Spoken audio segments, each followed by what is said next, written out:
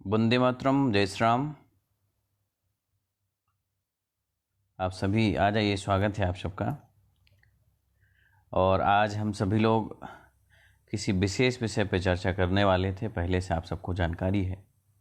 और आज व्यथित हृदय से आप सबके बीच हूँ। और मुख्य आज का विषय कोई है नहीं। सुशील कुमार जी, आपका स्वागत है, जो हमारे बिहार से जुड़ गए हैं। तकरीबन आज हमारे फेसबुक पेज से 30-35 से 38 हज़ार लोग जुड़े हुए हैं, जो अनेक राज्यों से हैं। हमारे सुशील बिहार से हैं। तो ये घटना आज लगभग सभी उन भारतवासियों के लिए और मानवता की पूजा करने वालों के लिए बड़ी ही दयनीय और हृदय विदारक घटना है। वंदे मातरम। सुशील जी, धीरेन्द्र तिवारी जी, आपका भी स्वागत है। आप सभी शीघ्र जुड़ जाइए। आज हम बहुत सारी चर्चा नहीं करना चाहते, बहुत सारे विषय नहीं रखना चाहते।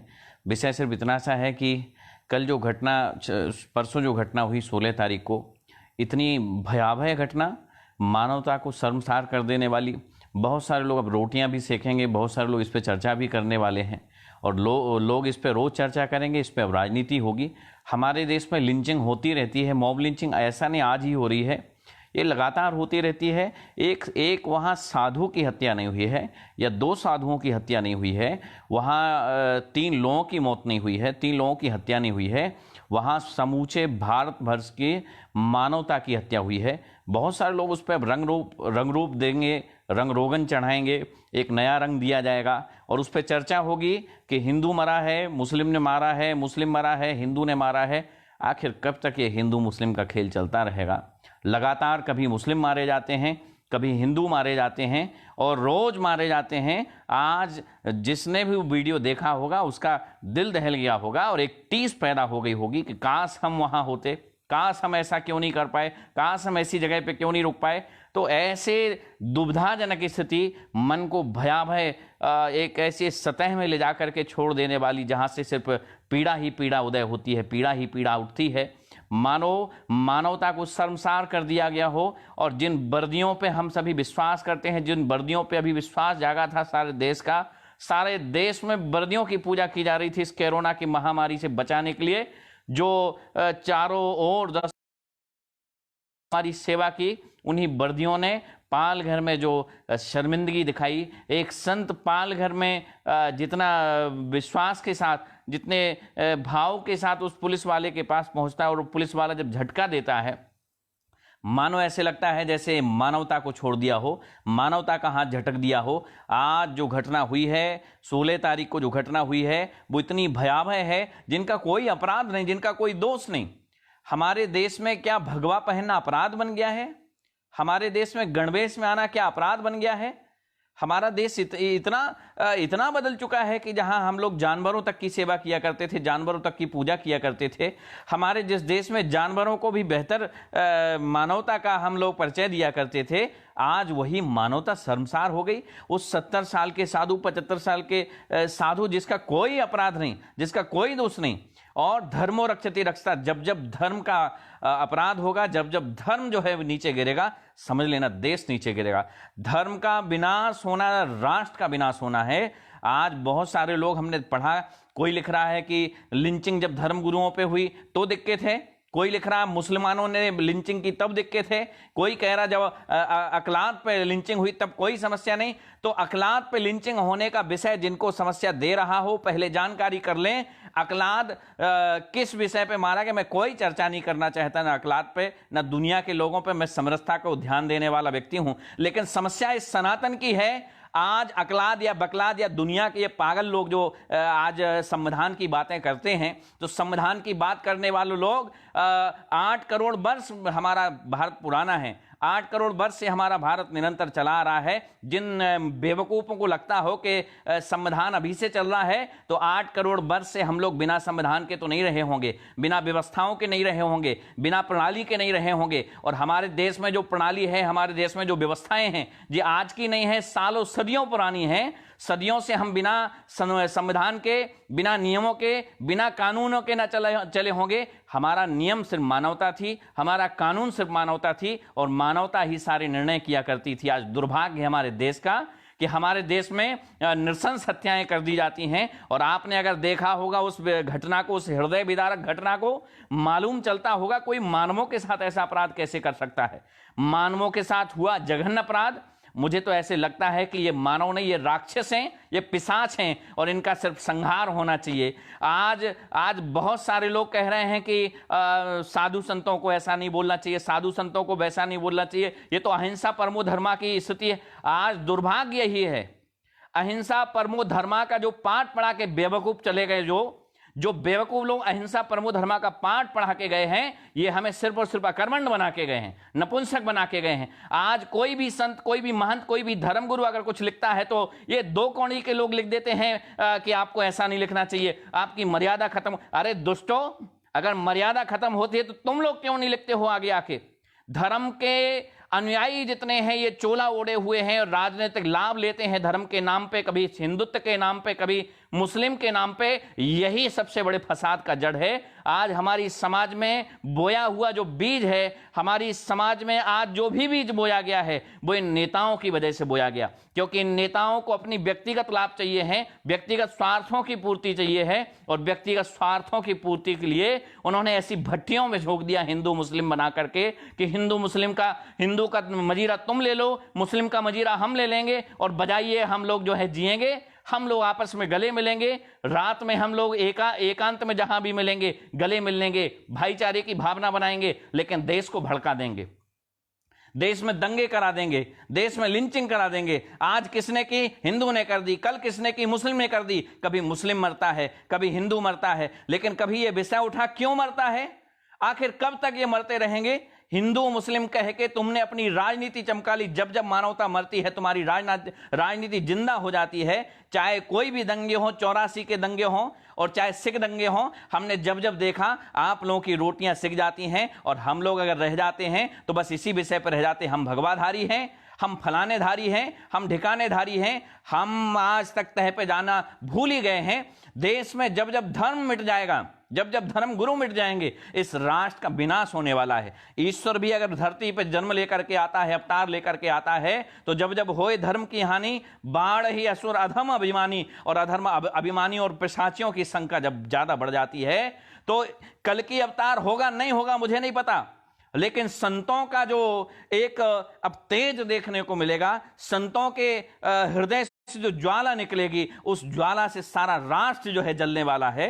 ये महाराष्ट्र की धरती जो अपने आप से खुद प्रश्न किया करती थी, कभी शिवाजी की धरती, कभी लाजपत की धरती, कभी तेंग बहादुर की धरती हुआ करती थी। ये महाराष्ट्र की धरती, तेंग बहादुर और शिवाजी जैसे क्षत्रिय, शिवाजी जैसे तलवारधारी, जब शिवाजी की तलवार चलती थी तो हर एक हिंदू मानव, हर एक हिंदू संत जहां दुनिया से बहिष्कृत हुआ करता था, तो महाराष्ट्र की धरती पर जाकर के अपने आप को सुरक्षित महसूस करता था। क्षत्रियों के बीच में जब कोई भी ब्राह्मण, कोई भी संत पहुंच जाया करता था तो मानता है मैं सुरक्षित हो गया हूं। आज उस धरती ने अपने विश्वास को खोया है, और उस वर्दी ने अपने विश्वास को खोया है। जिस हृदय विदारक घटना को, वर्दी के ऊपर इच्छा है, वर्दी के ऊपर विश्वास है। हम वर्दी जब पहनते हैं तो संविधान की सौगंध लेते हैं, शपथ लेते हैं कि हम प्रतिज्ञा करते हैं, हम सौगंध लेते हैं उस वर्दी की, और वर्दी को धारण करने से पहले कहते हैं कि हम अपनी देह की चिंता ना करते हुए, हम अपनी देह की परवाह ना करते हुए, हम मानव जाति की परवाह करेंगे, मानव जाति की चिंता करेंगे, मानव जाति का अंतिम समय तक रक्षा और सुरक्षा देंगे। लेकिन वही सुरक्षा प्रदान करने वाली वर्दी जब अपनी जान बचाने घूमी, जो वर्दी कभी विश्वास दिलाया करती थी, जब वही वर्दी जगह जगह अपने हाथों से झटकारते उस संत को जनता के हवाले कर देती है, उस खूंखार जनता के हवाले, जिस खूंखार जनता का न संतों ने कोई अपराध किया है, न संतों का कोई अपराध है, बस इतना सा अपराध है कि वो भगवा धारण किए हैं। आखिर कब तक ऐसी लिंचिंग होती रहेगी, कब तक उनके ऊपर राजनीति होती रहेगी? जब जब धर्म के ऊपर कोई भी आंच आती है तो राष्ट्र विनाश की ओर चला जाता है, राष्ट्र में प्रलय हो जाता है। याद कर लेना, जब जब कोई भी घटनाएं हुई हैं, जब जब कोई भी घटनाएं, दुर्घटनाएं संतों के ऊपर हुई हैं, जब जब मानवों के ऊपर हुई हैं, मानवता जहां शर्मसार हुई है, मानवता के ऊपर हमला हुआ है, तब तब इस देश में, तब तक इस राष्ट्र में भगवान स्वयं ऐसे प्रलय पैदा कर देते हैं, ऐसा प्रलयकारी बना देते हैं, चाहे वो केदारनाथ की घटना हो, चाहे वो बद्रीनाथ की घटना हो या अन्य घटनाएं हो। ये धरती प्रलय मांग रही है, ये धरती पर प्रलय होने वाला है। संतों की संतुष्टता ही है, संतों का संतत्व ही है कि ये धरती टिकी हुई है। जो मूर्ख ये समझ रहे हैं कि आज हम संविधान की वजह से जिंदा हैं, बिल्कुल गलत समझ रहे हैं। आप ये पक्का मान लीजिए, हम मानते हैं कि देश का संविधान मानवता के लिए लिखा गया है, देश का संविधान मानवता की पूजा के लिए लिखा गया है, देश का संविधान किसी जाति वर्ग विशेष के लिए नहीं लिखा गया है। लेकिन मैं दावे के साथ कहता हूं, आज जो जाति धर्म का, आज जाति भेदों का, आज जो पंथों का रंग चढ़ाया जाता है, हम उसी रंग में रंगे हुए हैं। और ये रंग क्यों चढ़ा लेते हैं दो कौड़ी के लोग? क्योंकि हम लोग जानते हैं, हम लोग चाहते हैं कि हमें छोटा सा लाभ मिले। हम लोग जरा से लालच में कभी हिंदू का रंग, कभी मुस्लिम का रंग, कहीं सिख का रंग, कहीं ईसाइयों का, हम इतने टुकड़ों में बटे हुए हैं। ये नेता लोग जानते हैं, ये पापी लोग जानते हैं कि इतने धर्मों में बटे हुए हैं, इतने हिस्सों में बटे हुए हैं, इतने टुकड़ों में बटे हुए हैं कि कभी भी इनके ऊपर राज किया जा सकता है, कभी भी इनके ऊपर हमले किए जा सकते हैं।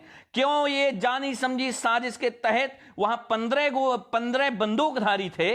15 बंदूकधारियों की बंदूक में कोई गोलियां नहीं बची थी, कोई सेवा नहीं कर सकते थे, कोई सुरक्षा नहीं दे सकते थे। ये दुर्भाग्य का विषय है कि आज जिस पुलिस वर्दियों के ऊपर हम लोग विश्वास जता रहे थे, जिन वर्दियों के ऊपर हमारा विश्वास जिंदा हुआ था, सारे देश ने उन वर्दियों की पूजा की थी। कहीं कहीं उन वर्दियों की आरती उतारी गई थी, कहीं कहीं उन वर्दियों के रूप में भगवान को देखा गया था और माना गया था कि उन वर्दियों के रूप में ही भगवान अवतरित होकर के आए हैं। लेकिन आज जो पाल घर में वर्दियों ने जो शर्मसार किया है हमारे देश को, हमारे संविधान को, हमारी नियति को, हमारी नीति को, हमारी मानवता शर्मसार हुई है। और आज मानवता रक्षा के लिए, सुरक्षा के लिए जिन वर्दीधारियों के पीछे पीछे भाग रही है, वही वर्दी अपनी जिम्मेदारी से बचती हुई दिखाई दी। मेरा खून खौल गया और मुझे लगता है मेरी आवाज उन सारे भारतीयों की आवाज है, उन सारे मानवों की आवाज है जो मानवता को तोड़ने के लिए, मानवता को मोड़ने के लिए, मानवता को खत्म कर देना चाहते हैं ये दुष्ट दुराचारी लोग। मैं किसी जाति संप्रदाय की बात नहीं कर रहा हूं। मैं समझता हूं मुसलमानों में भी अच्छे लोग हो सकते हैं, मैं मानता हूं हिंदुओं में भी अच्छे लोग हो सकते हैं, बुरे लोग भी हो सकते हैं। लेकिन दुर्भाग्य यह है कि हमने देखा कि आदिवासियों के बीच में ये कृष्णरी लोग जाते हैं, ये वामपंथी लोग जाते हैं और हमें विषय पे पहुंचना पड़ेगा। हम मानते हैं भावनाओं में बहा हुआ है भारत अभिहाल, भावनाओं में ये भारत इतना बह चुका है कि आज सभी के कंठ भरे हुए हैं। इस घटना को देख करके सारे साधु संतों के कंठ भर आए हैं। सारे साधु संतों ने अपने अपने स्तर पर इसके लिए चर्चाएं की हैं। मेरी भी बात हुई है, आनंद गिरी जी महाराज से हमारी बात हुई थी। आनंद गिरी जी महाराज ने कहा मैंने योगी आदित्यनाथ जी से बात की है और अगर इस पे उद्धव ठाकरे सरकार कोई संज्ञान नहीं लेती है और ये लॉकडाउन का पालन, ये देखिए कि संतों की ही जिम्मेदारी थी कि संतों ने अपने अनुयायियों से, संतों ने अपने शिष्यों से, संतों ने अपने जुड़े हुए सेवा कर्मियों से कहा कि आप लोग लॉकडाउन का पालन करिए। तो चाहे वो जनता कर्फ्यू 22 तारीख का हो, चाहे वो 24 तारीख का लॉकडाउन हो, और तीन बार हम लोग पालन कर रहे हैं और सभी से पालन करवाने की अपील कर रहे हैं क्योंकि राष्ट्र के सेवक के ऊपर विश्वास है। लेकिन जब जब ऐसी घटनाएं होती हैं, जब जब ऐसी घटनाएं हमारे संज्ञान में आती हैं, लगता है कि राष्ट्र मिट रहा है। ये संतों के ऊपर हमला नहीं है, ये धर्माचार्यों के ऊपर हमला नहीं है, ये धर्म गुरुओं के ऊपर हमला नहीं है, ये तो राष्ट्र के ऊपर हमला है। आचार्य चाणक्य ने कहा था कि जब जब हिंदुत्व के ऊपर हमला करना हो, जब जब हिंदुत्व को नष्ट करना हो, जब जब राष्ट्र को खत्म करना हो, तो हिंदू धर्म गुरुओं को खत्म कर देना, संतों को खत्म कर देना, ये राष्ट्र अपने आप विनाश की ओर चला जाएगा। जिन संतों ने सूखे पत्ते खा करके हमारे लिए संजीवनियां दी, हमारे लिए औषधि दी, हमारे लिए ज्ञान दिया, हमारे लिए भाषा दी, हमारे लिए पठन पाठन की व्यवस्था दी, हमारे लिए इतना सुंदर देश दे दिया जिस देश में सारे मानसून बेहतर हैं, सारे वातावरण हमें पता है कि सर्दी के बाद गर्मी आएगी, गर्मी के बाद बरसात आएगी, बरसात के बाद फिर सर्दी आएगी। जहां का मौसम इसका इतना अनुकूल बना करके ईश्वर ने भेजा है, जहां के मौसम को हमारे साधु संतों ने अपनी तपस्या से संजोया है, ऐसे साधु संतों के ऊपर बार बार जब हमले होते हैं, बार बार लिंचिंग की जाती है और ये 2-2 कोणी के लोग जब चुप होकर के बैठे रहते हैं और छोटे छोटे लोगों के ऊपर जब हमले होते हैं, छोटी छोटी घटनाएं होती हैं जो जायज घटनाएं हैं, उनके ऊपर जब कोई हमला होता है तो लिंचिंग है, मॉब लिंचिंग है, आंदोलन होते हैं, जगह जगह जाम किए जाते हैं, जगह जगह सड़कें जाम की जाती हैं, जगह जगह आगजनी की जाती है, जगह जगह गाड़ियां जलाई जाती। क्यों? ये दुराचारी, ये दुष्ट लोग, ये राक्षस प्रवृत्ति के लोगों के लिए एक ही साधन है, सठे साठ्यम समाचरित। आज आताताइयों के ऊपर हम लोग हमले करना बंद कर दिए। आप विचार कर लीजिए, मैं सारे संतों से आवाहन करता हूं, सारे धर्मगुरुओं का आवाहन करता हूं, आप लोग अगर एक एक लाइसेंस नहीं बनवाए हैं तो एक एक शस्त्र का लाइसेंस बनवा लीजिए, क्योंकि आपको शस्त्र की आवश्यकता पड़ने वाली है, क्योंकि शास्त्र से ये लोग नहीं समझेंगे। आज जब जब शस्त्र को धारण किया है, कोई भी देव उठा लीजिए, राम को धनुष बाण धारण करना पड़ा, भगवान कृष्ण को सुदर्शन धारण करना पड़ा, जितने भी देव हैं उनको शस्त्र धारण इसलिए करने पड़े क्योंकि ये दुष्ट दुराचारी कहीं और नहीं, इसी मानव जाति में बसते हैं और ये मानव जाति के ऊपर बार बार हमले करते हैं। मैं समझता हूं कि जो दुराचारी अपनी सिर्फ राजनीति के लिए हिंदुत्व का चोला ओढ़ लेते हैं, जो दुष्ट दुराचारी एक विशेष राजनीतिक पार्टी है जो हिंदुत्व का नाम लेकर के अपनी राजनीति चमकाती है और सारे देश में घूमती है, कहीं झंडा लेती है, मैं विचार करना चाहता हूं, उनको संज्ञान दिलाना चाहता हूं, कब कब उन्होंने किसी हिंदुत्व के लिए अपने प्राणों को दिया है? कोई ऐसा नेता जिसने हिंदुत्व के लिए अपने प्राण दिए हों? ये सिर्फ नाटक करते हैं, ये दुराचारी लोग हैं, ये दुष्ट लोग हैं, अपनी राजनीति चमकाने के लिए, ऐसा आराम से जीने के लिए ये हिंदुत्व हिंदुत्व करके हिंदुत्व को आगे ले आते हैं, भगवाधारियों को आगे ले आते हैं। और भगवाधारियों के खून की प्यासी हर समाज के, हर कौम के लोग जब हिंदूधारियों का वध करते हैं तो यही नालायक दो कौड़ी के दुराचारी, ये पापी लोग कभी बंगलों में बैठ करके देखते हैं तमाशा, और तमाशा देखने के बाद कहते हैं हाँ, इन पे कड़ी कार्रवाई होनी चाहिए, कड़ी कार्रवाई होनी चाहिए, इनके ऊपर एफआईआर। क्या एफआईआर हल है मानवता के ऊपर हमले का? मानवता के ऊपर हमले का एक ही हल है, उनको सरे चौराहे पे फांसी हो, सरे चौराहे पे उनको गोलियों से छलनी किया जाए, ताकि जब जब मानवता के ऊपर कोई भी हमला हो तो आने वाली कई पीढ़ियां विचार करें कि मानवता के ऊपर हमला कैसे किया जाता है। आप जब मैंने बहुतों को कहते हुए सुना, मैंने फेसबुक को बंद कर दिया, इसलिए आर उस प्रकार मिशन चलाता था। कुछ दो कोणी के लोग कह रहे थे महाराज जी आपको ऐसा नहीं लिखना चाहिए, महाराज जी ऐसा। आज के बाद दुष्टों मेरा दूसरा अवतार देखोगे सब। अगर किसी ने भी हमारी फेसबुक आईडी पे आके ऐसा लिखा कि ऐसा नहीं लिखना चाहिए, वैसा नहीं लिखना चाहिए, तो ऐसी गालियां दूंगा। दो कोणी के लोग, कुत्ते, दो कोणी के लोगों को वो गालियां दूंगा कि याद रखेंगे। मैं ऐसे पापी आईडी से दूर हो जाना। का झूठा चोला ओढ़ करके आते हैं और अपने दो कोणी के लोगों से कहते तुम ऐसा लिख दो, तुम वैसा लिख दो, और उनके अनुयायी आते हैं साले दो कोणी के चुट्टे लोग, चोटी वाले आते हैं और लिखते हैं ऐसा नहीं लिखना चाहिए। दुष्ट दुराचारियों से मैं कह देना चाहता हूं कि जब जब साधु संतों ने शस्त्रों को धारण किया है तो ये पापियों का रक्त बहा है, पापियों का संहार हुआ है। भगवान राम ने भी प्रतिज्ञा की थी, निश्चरहीन करो वहीं। निश्चरों से विहीन करने की प्रतिज्ञा जब जब संत लेता है, निश्चरों से विहीन करने की प्रतिज्ञा जब जब साधु लेता है, तो उन साधुओं से, उन पापियों को अब सतर्क हो जाना चाहिए, क्योंकि ये देश के साधु संतों ने प्रतिज्ञा कर ली है, ये दृढ़ कर लिया है। सिद्धा संपन्न अंतः निर्णय जस्मिन् सति सिद्धांता। अंतिम निर्णय है साधुओं का, अंतिम निर्णय है उन अखाड़ों का कि जिस प्रकार से मानवता शर्मसार हुई है, जिस प्रकार से हिंदू मुस्लिम का रंग चढ़ा करके ये राजनीतिक लोग अपनी रोटियां सेकते हैं, वो ध्यान रहे और वो संज्ञान में ले लें। अब उनका समय बुरा आने वाला है। विचार कर लेना, जो ऊंची गद्दी पर बैठे हुए लोग हैं, जिनको इसी भगवान ने उस गद्दी तक पहुंचाया, पक्का मानिए, अगर तुम्हारा कोई भी ऐसा मन में चल रहा हो कि हम साधु संतों की बलियां चढ़ाते रहेंगे और बलि के माफिक हम कुर्सी पर बैठे रहेंगे, तो ध्यान रखना वो कुर्सी ज्यादा दिन टिकने वाली नहीं है। मैं विश्वास के साथ कहता हूं, मैं रुधिर हृदय से बात कर रहा हूं, मेरा हृदय कांप रहा है। मेरी पीड़ा को लोग समझ सकते हैं, वही लोग समझ सकते हैं जो सत्य होंगे, वही लोग समझ सकते हैं जो बनावटी नहीं होंगे। कुछ हैं जो हमारी नजरों में बनावटी हिंदू का रूप धारण किए, मेरी फेसबुक पेज से तकरीबन 38,000 लोग जुड़े हैं और 34,000 के आसपास लाइक करने वाले लोग जुड़े हैं। तो कम से कम 35 से 70,000 के बीच में लाइक और फॉलोअर्स हैं जो पूरे देश से, कई राज्यों से जुड़े हैं। मेरे को बहुत सारे राज्यों से लोग ये फोन करते, महाराज जी हम सारे लोग मिलकर के आपका कार्यक्रम देखते हैं।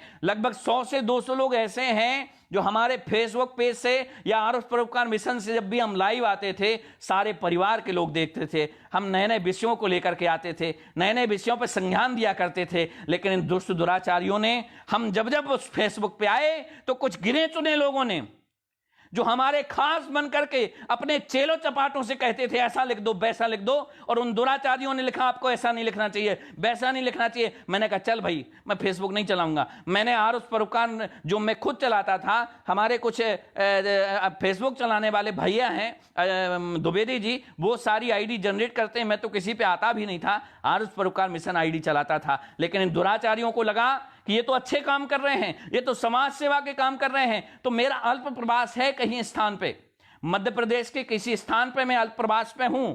मेरा यहां स्थायी प्रवास बिल्कुल नहीं है। मैं सारे देश में घूमता हूं, लेकिन अल्प प्रवास यहां है कुछ एक आध साल के लिए।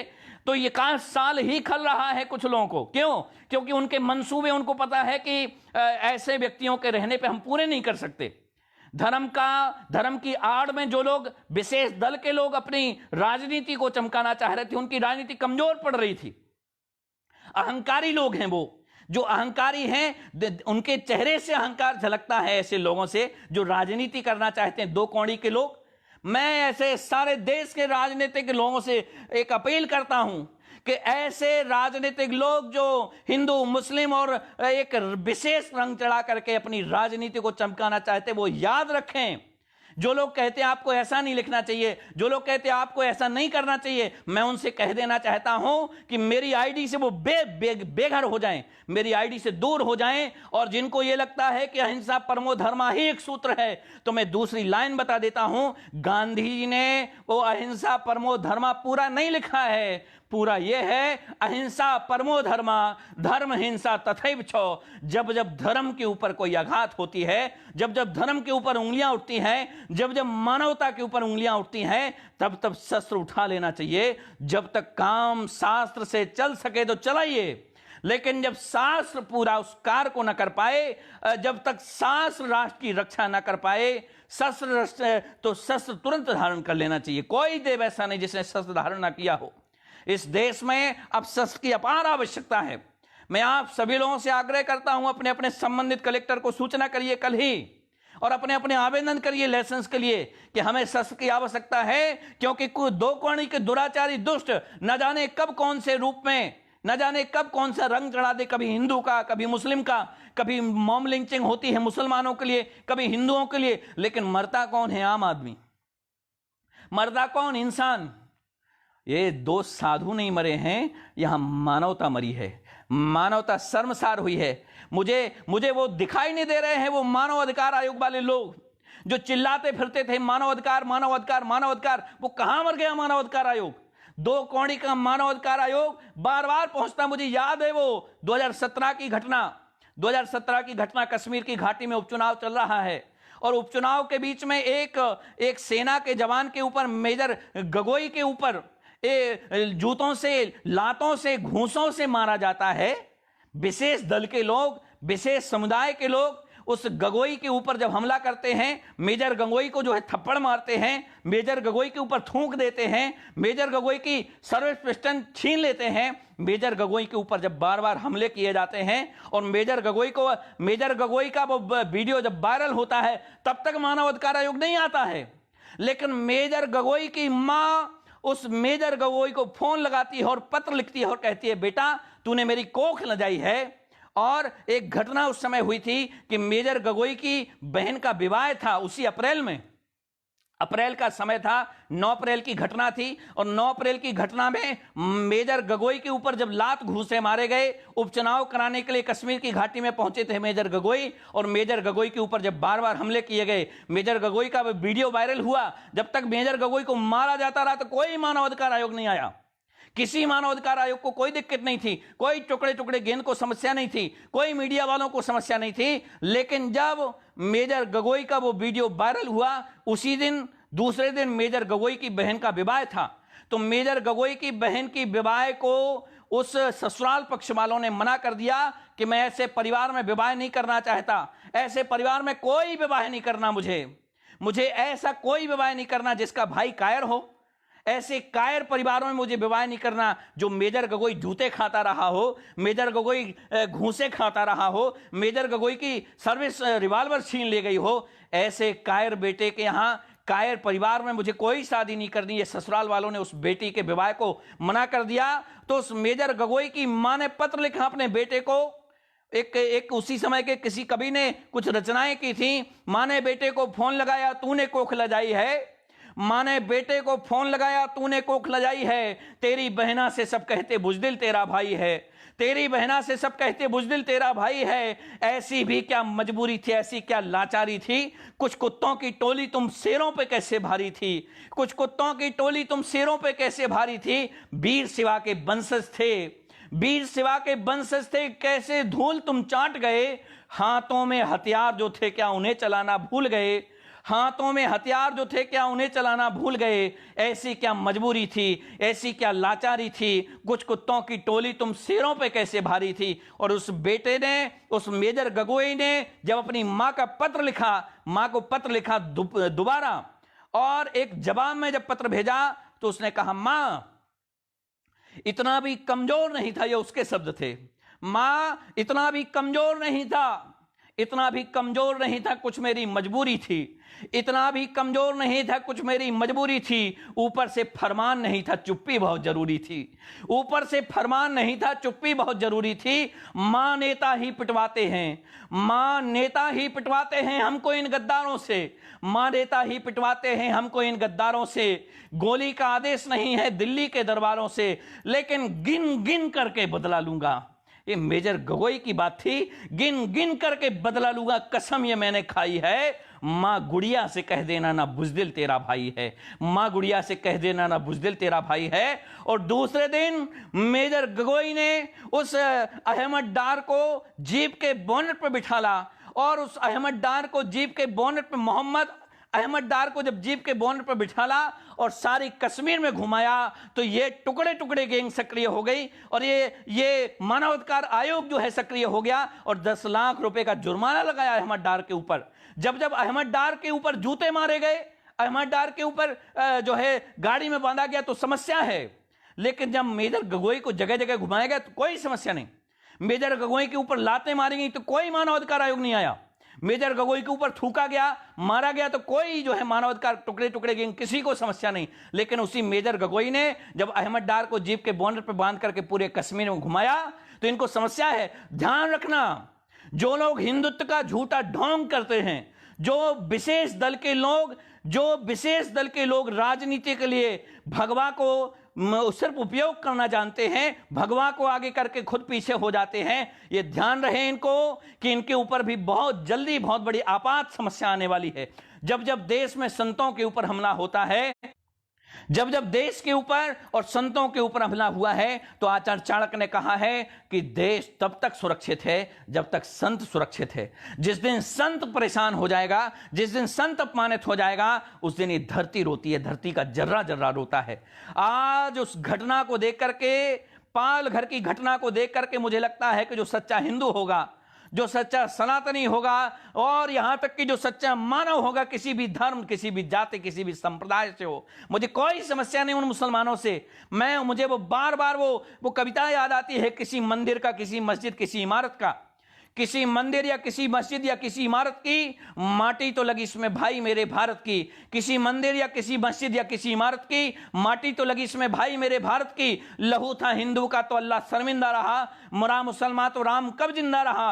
बिखरे बिखरे हैं सभी आओ के घर में रहें, क्या पता कल तुम न रहो, क्या पता कल हम न रहें। ये मानवता शर्मसार हुई है। जिन संतों के ऊपर, यहां संतों की हत्या नहीं हुई है, मैं समझता हूं यहां मानवता की हत्या हुई है। और जब जब मानवता मर जाती है, जब जब मानवता के ऊपर हमले होते हैं, तब तब हमारे देश में ना तो बहुएं सुरक्षित हैं, ना बेटियां सुरक्षित हैं। और जो ये मान रहे हों कि हमारे ऊपर कोई घटना नहीं हुई है, हमारे संप्रदाय के ऊपर कोई हमला नहीं हुआ है, तो पक्का मानिए अगर किसी विशेष संप्रदाय के ऊपर हमला हुआ है और दूसरा संप्रदाय आगे नहीं आता है तो यह पक्का मानो उनके ऊपर भी घटना होने वाली है, उनके ऊपर भी कोई ना कोई, क्योंकि पिशाचों की कोई जाति नहीं, पापियों की कोई संप्रदाय नहीं, पापियों की कोई पहचान नहीं, पापियों की सिर्फ एक ही पहचान है, मां नहीं मात पिता नहीं देवा साधुन संग करवावई सेवा, और जिनके यह आचरण भवानी सोई जानो निश्चन संप्राणी।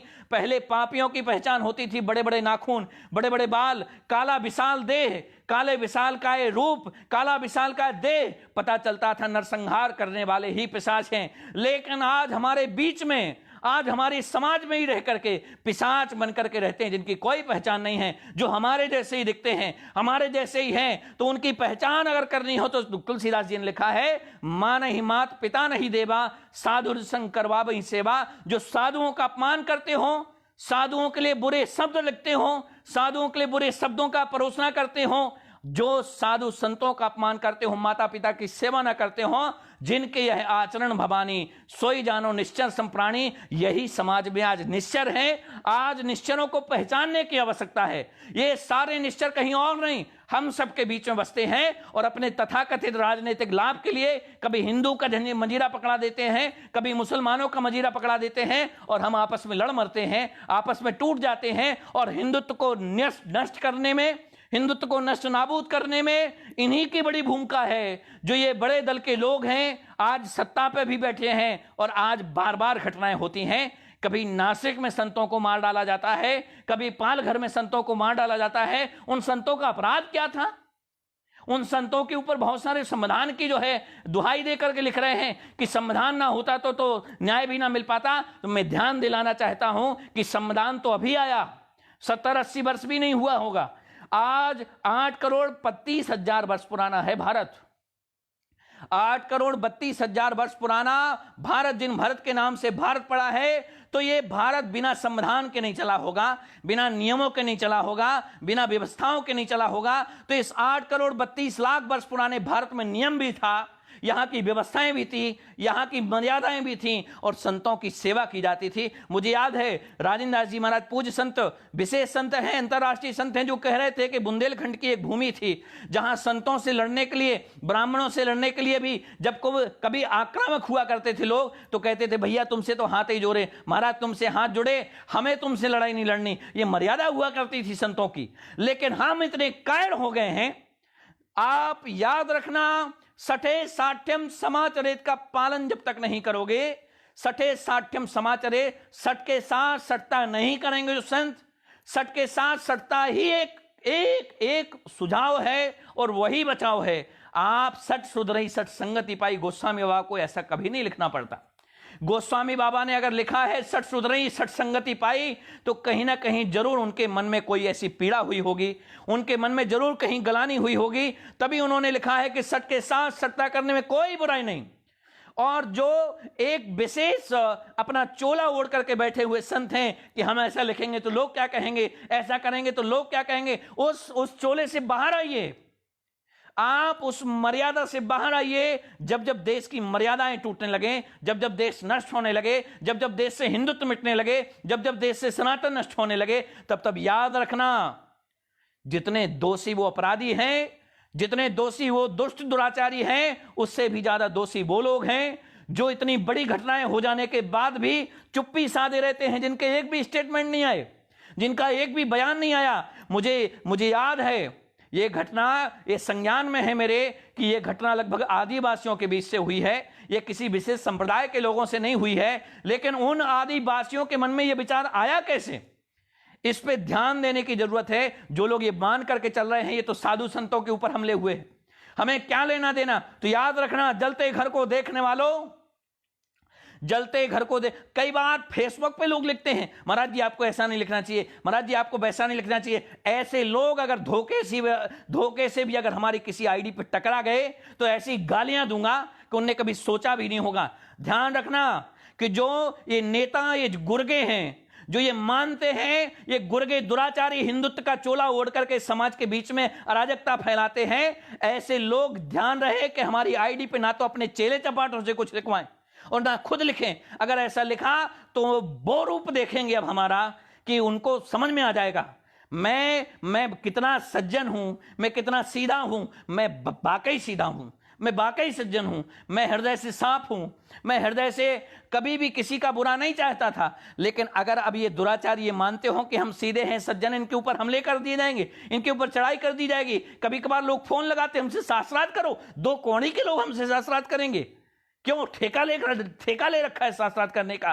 तो जो ये हमले हो रहे हैं बार बार संतों के ऊपर, संतों के विश्वास के ऊपर, संतों की मर्यादा के ऊपर ध्यान रहे, उनके ऊपर भी बहुत शीघ्र हमले होने वाले। ये चाटुकार लोग जो चिपके हुए हैं, ये ज्यादा दिन तक रहने नहीं वाले हैं। ये तो शान शौकत से चिपके हुए लोग हैं। याद रखना, जलते घर को देखने वालों, जलते घर को देखने वालों, फूंस का छप्पर आपका है। जलते घर को देखने वालों, फूंस का छप्पर आपका है।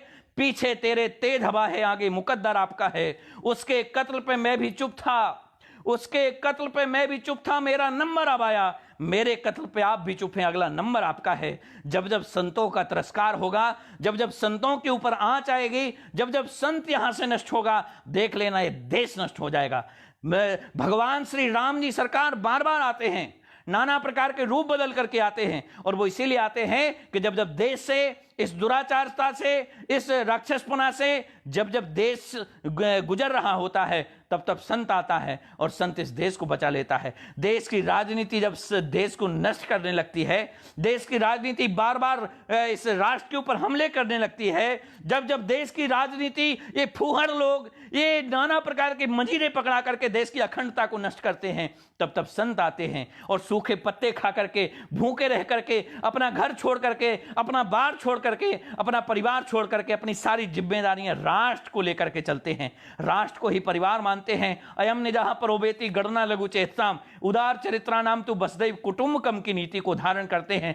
हर एक प्राणी के लिए, हर एक मानव जाति के लिए कल्याण के विषय को चिंतित करते हुए, कल्याण करने के लिए, मानव जाति के कल्याण के लिए होम करते हैं, हवन करते हैं, नाना प्रकार से अग्निहोत्र करते हैं और भूखे रह करके कामना करते हैं कि हमारा राष्ट्र अच्छा हो, कामना करते हैं हमारा राष्ट्र सुरक्षित हो, कामना करते हैं हमारे राष्ट्र के लोग व्यवस्थित हों, हमारे राष्ट्र के ऊपर हमले ना हो, हमारे राष्ट्र के ऊपर त्रासदी ना आए, इसकी कामना करते हैं। लेकिन जिन मानव जाति के लिए, जिन दुराचारियों के लिए ये साधु संत भूखे रह करके, ये साधु संत पत्ते खा करके हमारे कामना करते हैं, मानव जाति के उत्थान की कामना करते हैं, यही मानव जाति के लोग ऐसा जहर भरते हैं, कभी फलाने नाम पे, कभी ढिकाने नाम पे, और वो जहर जब हमारे सीधे साधे समाज में, सीधे साधे लोगों में भर जाता है, तो वही लोग लाठियों से, डंडों से कभी संतों को मार डालते हैं, कभी मानवों को मार डालते हैं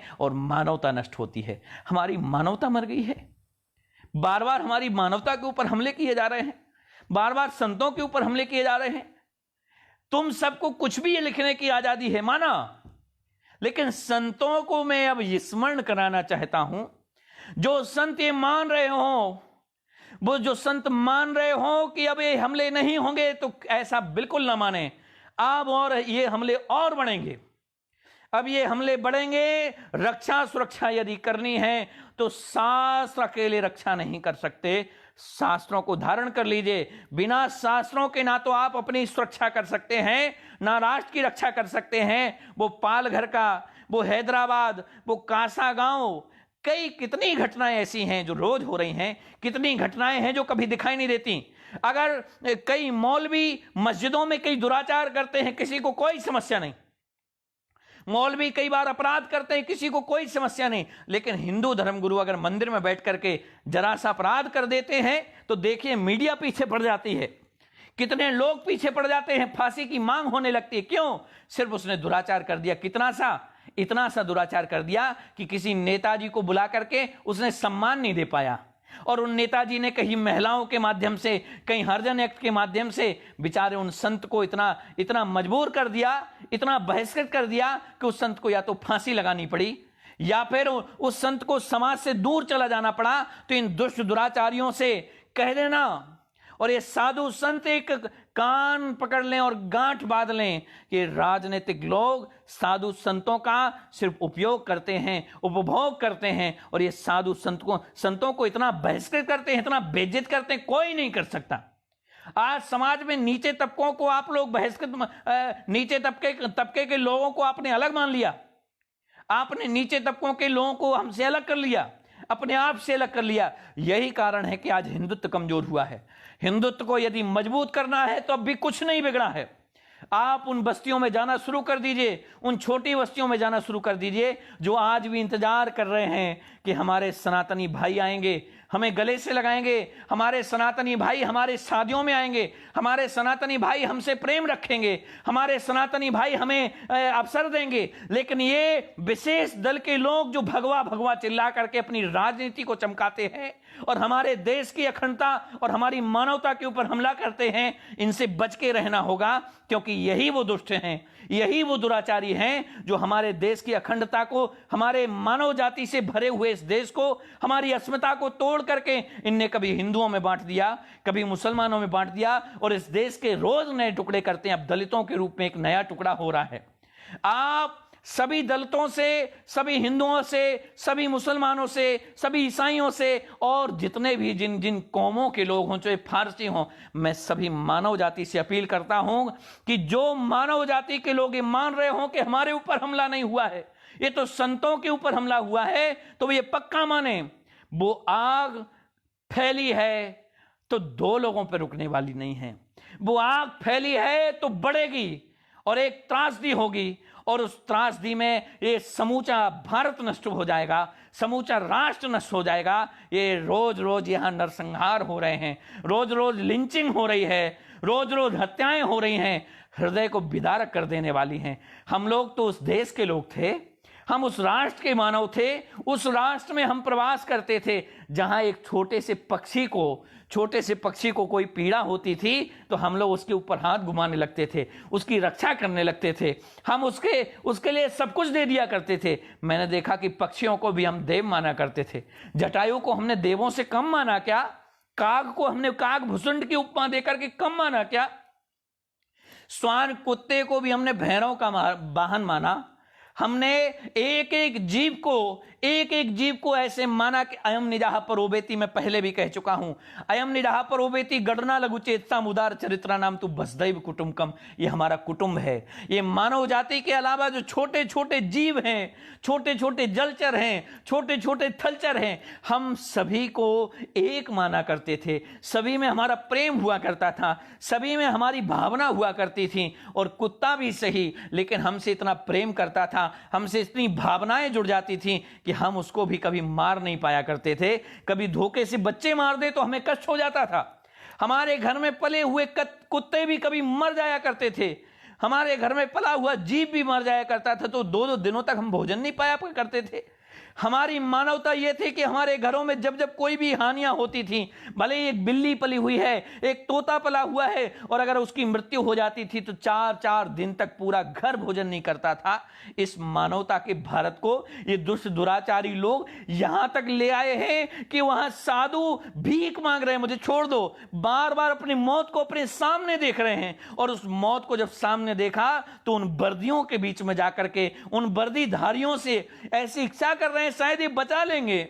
उन वर्दियों से बार बार आग्रह कर रहे हैं मुझे बचा लो, उन वर्दियों से बार बार आग्रह कर रहे हैं मुझे बचा लो। और जिन वर्दियों ने कोरोना से लड़ने में हमारे देश का विश्वास जीता था, उन्हीं वर्दियों ने महाराष्ट्र के उस पाल घर में ऐसा दुर्कृत्य किया है कि हमारा विश्वास खत्म हो गया है। जब भी वर्दी धारण की जाती है तो प्रतिज्ञा ली जाती है, संकल्प किया जाता है। एक संस्कृत में श्लोक बोला जाता है, सिद्धा संपन्ना अंता निर्णय जस्मिन साथी सिद्धांता। मैं प्रतिज्ञा करता हूं कि मैं समूचे मानव जाति के कल्याण के लिए अपने प्राणों की आहुति दे दूंगा। मैं प्रतिज्ञा करता हूं कि मैं किसी बिना राग द्वेष के हर मानव जाति की सेवा करूंगा। मैं प्रतिज्ञा करता हूं कि बिना जात पात का भेद किए हुए हर एक मानव की रक्षा सुरक्षा मेरी जिम्मेदारी होगी। और आज जब वही वर्दी प्रतिज्ञा करती है, वही वर्दी गीता की शपथ लेती है, गीता की सौगंध लेती है, और आज वही वर्दी जब उसी वर्दी से एक देश का मानव और एक देश की संस्कारधानी, देश की संस्कार की रीढ़ की हड्डी संत भीख मांगते रह गए और उनकी रक्षा नहीं कर पाए और सौंप दिया उस खूंखार भीड़ के हवाले कि जाओ मरो। आप विश्वास मानना, बहुत बड़ी त्रासदी इस देश में होने वाली है। एक कोरोना भी त्रासदी संतों के अपमान से जन्मी है। हमारे पूज्य चरण कमल श्री राजेंद्र दास जी महाराज जी ने कहा था कि देश में संतों का, विप्रों का अपमान होने लगा है, इसलिए यह देश बहुत जल्दी बड़ी बड़ी त्रासदियों से घिर जाएगा। और उनकी वाणी सत्य हुई कि ये कोरोना जैसी महामारी हमारे देश में आज इतनी भयावह रूप ले चुकी है, और अगर नहीं ली है तो अब लेने वाली है। संतों के ऊपर हमला करवाने वाले लोगों, संतों के ऊपर राजनीति करने वाले लोगों, अब हिंदू और मुस्लिम के ऊपर बड़े बड़े बयान आएंगे, हिंदू मुस्लिम के ऊपर बड़े बड़े रंग रूप दिए जाएंगे, और हम लोग उसी रंग रूपों में बंद करके इन दुराचारियों का भी एक नंगा नाच देखने वाले हैं। अभी ये घटना घट गई है, ऐसा नहीं कि खत्म हो गई है। एक घटना महीनों चलने वाली है, एक घटना बड़ा भयावह रूप लेगी। एक घटना 2 लोगों की मृत्यु की घटना नहीं है, 3 लोगों की मृत्यु की घटना नहीं है। एक कई राज्य इससे अब दूषित होंगे, कई राज्य इससे प्रताड़ित होंगे, कई राज्य इससे बार बार चले जाएंगे। मैं सारे संतों से कहता हूं कि सारे संत मानवता को धारण करते हैं, अच्छी बात है। सारे संत मानवता की पूजा करते हैं, ये और अच्छी बात है। लेकिन वे 288 लोग जो सुन रहे हैं उनसे कहना चाहता हूं, अगर हो सके तो सांस्कृतिक धानी भारत की रक्षा करना चाहते हो तो संतों की रक्षा करना शुरू कर दो। लोगों के जमीन मर चुके हैं, बॉबी सिंह जी बिल्कुल मर चुके हैं। इन कुत्तों का अब तो खून का बदला खून, बिल्कुल खून का बदला खून, लेकिन कब, कितने खून बहाएंगे, कितने लोगों को मार के ये धरती हमारे खून की प्यासी नहीं रहेगी। एक कब तक हमारे साधु संतों को बलियां देनी पड़ेंगी, कब तक मानव समाज के लिए साधु संतों को बार बार अपनी कुर्बानियां देनी पड़ेंगी, और बार बार उनके द्वारा किए जाने वाले यज्ञ हवन, उनके द्वारा किए जाने वाले सांस्कृतिक कार्य, उनके द्वारा किए जाने वाले संरक्षण की व्यवस्था, उनके द्वारा किए जाने वाले वैज्ञानिक प्रयोग, जिसमें नाना प्रकार की सामग्रियों के माध्यम से हमारे जलवायु को पवित्र करते हैं, हमारी पृथ्वी को पवित्र करने का काम करते हैं, हमारी व्यवस्था को पवित्र करते हैं। हमारे देश की राजनीति जब बिगड़ जाती है तब संत आगे आता है और उस देश की राजनीति को संभाल लेता है। जब संतों की भूमि जब संतों के बिना अधूरी होने लगती है, तब कभी राम बन करके आते हैं और संतों की सेवा करते हैं, जब कभी श्याम बन करके आते हैं और संतों की सेवा करते हैं, कभी नाना प्रकार के अवतार लेकर के आते हैं, परशुराम बन करके आते हैं और संतों की सेवा करते हैं। और वो संत भूखे रह करके, संत अपनी मर्यादा का पालन करते हुए, अपनी संप्रदाय का पालन करते हुए, अपनी संस्कृति का पालन करते हुए, निर्वहन करते हुए खुद भूखे मरते हैं, लेकिन आश्रम पे पहुंचे हुए एक भी व्यक्ति को भूखे नहीं जाने देते। ऐसे संतों के ऊपर हमला आखिर कब तक? जिन सारे संतों ने भूखे रह करके हमारे राष्ट्र में ये पर्यावरण अच्छा हो, ये जो पूंजीपति लोग हैं ये मानते हो कि हमने पैसा कमा लिया, तो याद रखना ये पैसा तुमने तभी कमा लिया जब हमारे देश के साधु संतों ने यज्ञ हवन किए, हमारे साधु संतों ने इस राष्ट्र के उत्थान की कामना की ईश्वर से, और जब राष्ट्र के उत्थान की कामना की तो राष्ट्र ने, मानव जाति ने, भगवान की संस्कृति ने ऐसी व्यवस्थाएं बना दी कि आप काम कर पाए। कृषि के लिए ऐसा सुंदर मौसम बना दिया वो संतों की वजह से, गायों की वजह से। विप्रधैन सुर संत हित, विप्रों के लिए, साधुओं के लिए, सुरों के लिए और संतों के लिए भगवान बार बार आते हैं। गोसु विप्रेसु साधु, जब तक गौर, विप्र और साधु इस पृथ्वी पर अपमानित होते रहेंगे, इस पृथ्वी का उद्धार नहीं हो सकता। ये पृथ्वी प्रलय होने वाली है, एक दिन ये पृथ्वी अपना मुंह खोलेगी। और इस 322 लोगों से मैं कहना चाहता हूं, 327 लोगों से, याद रखना, जब संत आए तो संतों के चरणों की रज की भी पूजा करो। संतों के चरणों की रज की भी पूजा आपको कल्याण करा देगी, आपके ऊपर कोई भी बाधा नहीं आने देगी, कोई भी संकट नहीं आने देगी, क्योंकि संतों के आश्रम पे चलकर जाने से एक एक कदम एक एक यज्ञ के समान हो जाया करता है। मुझे वो किस्सा याद है पांडवों का, जब पांडवों ने राजसु यज्ञ किया और पूर्णाहुति का समय आया तो पूर्णाहुति में घंटे बजा करते थे। उस समय जब घंटे नहीं बजे तो वहां भगवान श्री कृष्ण ने कहा कि राजसु यज्ञ सफल नहीं हुआ है, क्योंकि कोई ना कोई ब्राह्मण भूखा जरूर है। तो कहा मैंने तो सारे ब्राह्मणों को भोजन करा दिया। बोले नहीं, कोई ना कोई ब्राह्मण जरूर भूखा है। और जब पांडवों में से अर्जुन जा करके देखता है तो एक ब्राह्मण उनके राज्य की सीमा के ऊपर बैठा हुआ है और वो भूखा है। तो पांडवों में से अर्जुन ने कहा आप प्रसादी पा लीजिए। तो कहा मैं प्रसादी पा लूंगा, लेकिन क्यों? तो कहा आप प्रसादी नहीं पा रहे हैं तो मेरे यज्ञ की पूर्णाहुति नहीं हो पा रही है, और आप प्रसादी पाएंगे तभी पूर्णाहुति होगी। तो संत ने जवाब दिया कि मैं प्रसाद तो तभी पाऊंगा जब 100 यज्ञ पूरे तुम लोग कर लोगे, 100 यज्ञ पूरे कर लो तभी मेरे पास आना, तभी मैं प्रसादी पाऊंगा। तो अर्जुन ने कहा एक यज्ञ तो पूरा हो नहीं पा रहा, एक यज्ञ के अभाव में 100 यज्ञ कैसे हो पाएंगे? आप एक यज्ञ को पूरा कराइए, पहला ही यज्ञ है, और पहले ही यज्ञ की पूर्णाहुति नहीं हो पा रही क्योंकि आप भोजन नहीं पा रहे। बार बार मनाया उस अर्जुन ने, लेकिन जब वो ब्राह्मण संत नहीं माना तो द्रौपदी आई और द्रौपदी ने कहा कि संत भगवान आप प्रसादी पा लीजिए, नहीं तो हमारे यज्ञ की पूर्णाहुति नहीं हो पाएगी। तो संत ने कहा मैंने तो वचन दिया है कि 100 यज्ञ जब तक आपके पूरे नहीं हो जाएंगे तब तक मैं कोई भी प्रसादी नहीं पाऊंगा। तो मैं आपसे कह देना चाहता हूं कि पहले 100 यज्ञ करा के आओ, अपने पतियों से कहो 100 यज्ञ कराएं, फिर जाकर के हम ये प्रसादी पाएंगे। तो यहां द्रौपदी ने कहा मुझे भगवान श्री कृष्ण ने कहा था कि संतों के आश्रम पर चल करके चले हुए एक एक कदम, संतों के आश्रम पे चला हुआ एक एक कदम एक एक यज्ञ के समान होता है। तो मैं आपके आश्रम पे 500 कदम से भी ज्यादा चल करके आई हूं, तो मैंने 500 यज्ञ कर लिए, अब तो आप प्रसादी पा सकते हैं। तो संत ने अपनी परीक्षा पूर्ण की और पूर्ण करके उस राजसु यज्ञ में जाकर के उन्होंने वो प्रसादी पाई, और प्रसादी पा करके कहा इस राष्ट्र की जब जब रक्षा की बात आएगी तो संत अपने अपने रक्तों को भी दे दिया करेंगे, संत अपने शरीर के एक एक हड्डी को भी दे दिया करेंगे।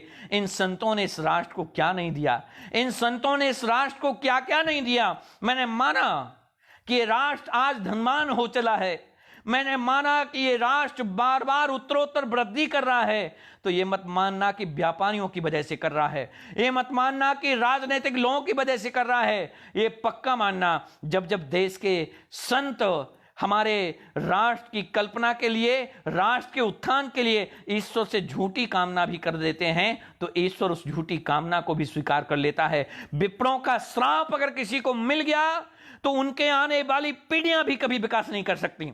अगर विप्रों ने सच्चे हृदय से, मैं टंके की चोट पे कहता हूं, मैंने जिन जिन को श्रापित किया, मैं कोई संत नहीं हूं, मैं कोई ब्राह्मण भी नहीं हूं, मैं तो समरसता का काम करने वाला छोटा सा तुच्छ सा जीव हूं, लेकिन मैंने जब जब किसी के लिए कह दिया कि इसका विनाश होगा, तो मैं कई नाम गिनवा सकता हूं, उनका विनाश हो गया, समूल विनाश हो गया। क्योंकि मैं डंके की चोट पे कहता हूं मैंने कभी कोई गलत नहीं किया, मैं डंके की चोट पे कहता हूं मैं राष्ट्र की कल्पना और राष्ट्र की भावना से ओतप्रोत रहता हूं। मैं डंके की चोट पे कहता हूं कि मेरे शरीर का एक एक कतरा राष्ट्र के काम आएगा, और मैं ये भी कहता हूं कि राष्ट्र की कल्पना जो मैंने सोच रखी है, राष्ट्र को एक दिन समरसता की माला में परो करके रहूंगा। मेरी प्रतिज्ञा बड़ी ही लंबी है, मेरी प्रतिज्ञा बड़ी कठिन है, लेकिन मैं वादे के साथ कहता हूं आज नहीं, 2 साल बाद, 4 साल बाद, 10 साल बाद, 20 साल बाद, और जब तक जीवित रहूंगा तब तक समरसता की यात्रा, समरसता की आज ये जुगनू जली है तो एक दिन ज्वाला जरूर बनेगी। मेरे जानने वाले लोगों, मुझे हृदय से पहचानने वाले लोगों, मेरी हृदय की सत्यता को समझो। मेरी हृदय की सत्यता ने अगर किसी को कह दिया तेरा विनाश हो जाएगा, उस परिवार का विनाश हो गया। और मैं बहुत जल्दी 2 श्राप देने वाला हूं उन पापियों को जो भगवाधारी हिंदुत्व का नाम लेकर के राजनीति चमकाते हैं और अपने अपने गुर्गों से फेसबुक के माध्यम से लिखवाते हैं ऐसा नहीं करना चाहिए, वैसा नहीं करना। मैं श्रापित करता हूं उनको। और जिन संतों का बार बार बहिष्कार किया जा रहा है, ऐसे संतों की ओर से भी मैं बार बार उनको श्रापित करता हूं कि तुम्हारा समूल विनाश होगा। संतों के ऊपर राजनीति करने वाले लोगों, तुम्हारा बहुत शीघ्र विनाश होने वाला है। चिंता मत करना, तुमने मान लिया हो कि हम आगे आ रहे हैं, बिल्कुल नहीं। जिस दिन ब्राह्मण और संत अपमानित होता है, जिस दिन सच्चा ब्राह्मण जिसने कभी कोई गलत नहीं किया, मैं दावे के साथ कहता मैंने किसी के साथ कोई गलत नहीं किया, मैंने कभी किसी के साथ गलत नहीं किया, और मैंने अब तक ईश्वर से कभी कुछ मांगा भी नहीं। अगर मांगा है तो यही मांगा है कि राष्ट्र एक हो, राष्ट्र की अखंडता हो, राष्ट्र सारे विश्व में जाना जाए, राष्ट्र का एक एक जीव सुरक्षित हो, राष्ट्र के एक एक जीव में भाईचारे की भावना जगे, राष्ट्र के एक एक जीव में दूसरे जीवों के प्रति भावना जगे, दूसरे जीवों के प्रति प्रेम जगे। बस यही कल्पना थी मेरी। मुझसे लोगों ने कहा आप तो अपना नाम महाराज लिखते हैं, आरुष महाराज लिखते हैं, तो मैंने माना कि मैं महाराज कुल में जन्मा हूं, मैं विप्र कुल में जन्मा हूं, तो मुझे पता था कि मैं अगर अपना नाम महाराज से आजाद नहीं रखूंगा तो भी कोई समस्या नहीं। लेकिन मैंने और एक छोटे तबके के लिए, अपने और भाइयों के लिए मैंने कहा कि अगर मेरे महाराज लिखने से समस्या है तो मैं जरूर उस महाराज को भी बदल दूंगा। और मैंने अपने नाम को आरुष महाराज से हटा करके समाज के लिए, समूल उत्थान के लिए आरुष भगत आजाद भी कर लिया, क्योंकि भगत कहीं और से आते थे, किस जाति धर्म से मैं नहीं बांटना चाहता हूं, वो तो राष्ट्र के सेवक थे। मैं अशफाक उल्लाह खान को भी प्रणाम करना चाहता हूं, मैं उस अब्दुल कलाम को भी प्रणाम करना चाहता हूं, मैं उस चंद्रशेखर आजाद को भी प्रणाम करना चाहता हूं, उस चंद्रशेखर आजाद को जिस चंद्रशेखर आजाद ने समरसता का संकल्प लेकर के हमारे ओरछा सातार तट पर आकर के, मैं उन 408 लोगों का प्रणाम करता हूं जो हमारी भावनाओं से जुड़े हैं। वही लोग मुझसे जुड़ना जो मेरी भावनाओं को समझ सकते, वरना मुझसे आज से आपका कोई रिश्ता नहीं। मुझसे दूर हो जाओ वो लोग जो मेरी भावनाओं को नहीं समझ सकते। चंद्रशेखर आजाद जब सातार तट पर आए, उनसे आकर के कहा, लोगों ने कहा कि आप यहां राष्ट्र सेवा की नींव रख रहे हैं, आप राष्ट्र सेवा में लगे हुए हैं। मैं आपसे कह देना चाहता हूं कि आपके माँ बाप वहां भूखे मर रहे हैं और आप राष्ट्र सेवा की संकल्प लेकर के, राष्ट्र सेवा की ज्योति लेकर के निकले हैं। माँ बाप की सेवा हो नहीं सकती, राष्ट्र की सेवा करने चले। तो चंद्रशेखर आजाद ने कहा था, जाओ, जब तक तुम लोग से मेरे माँ बाप की सेवा हो सके तो करते रहना, जिस दिन तुम लोगों से हमारे माँ बाप की सेवा ना हो सके तो आकर के मुझसे बता जाना, आकर के मुझे बता जाना, मेरे पिस्तौल की 2 गोलियां उनके सीने में उतर के उनकी भी सेवा कर देंगी। तो जिस चंद्रशेखर आजाद ने अपने माँ बाप को इस बात के लिए त्याग दिया कि राष्ट्र की सेवा सर्वोपरि है, राष्ट्र ही मेरी माँ है, मैंने भी अपने भावनाओं को मार दिया।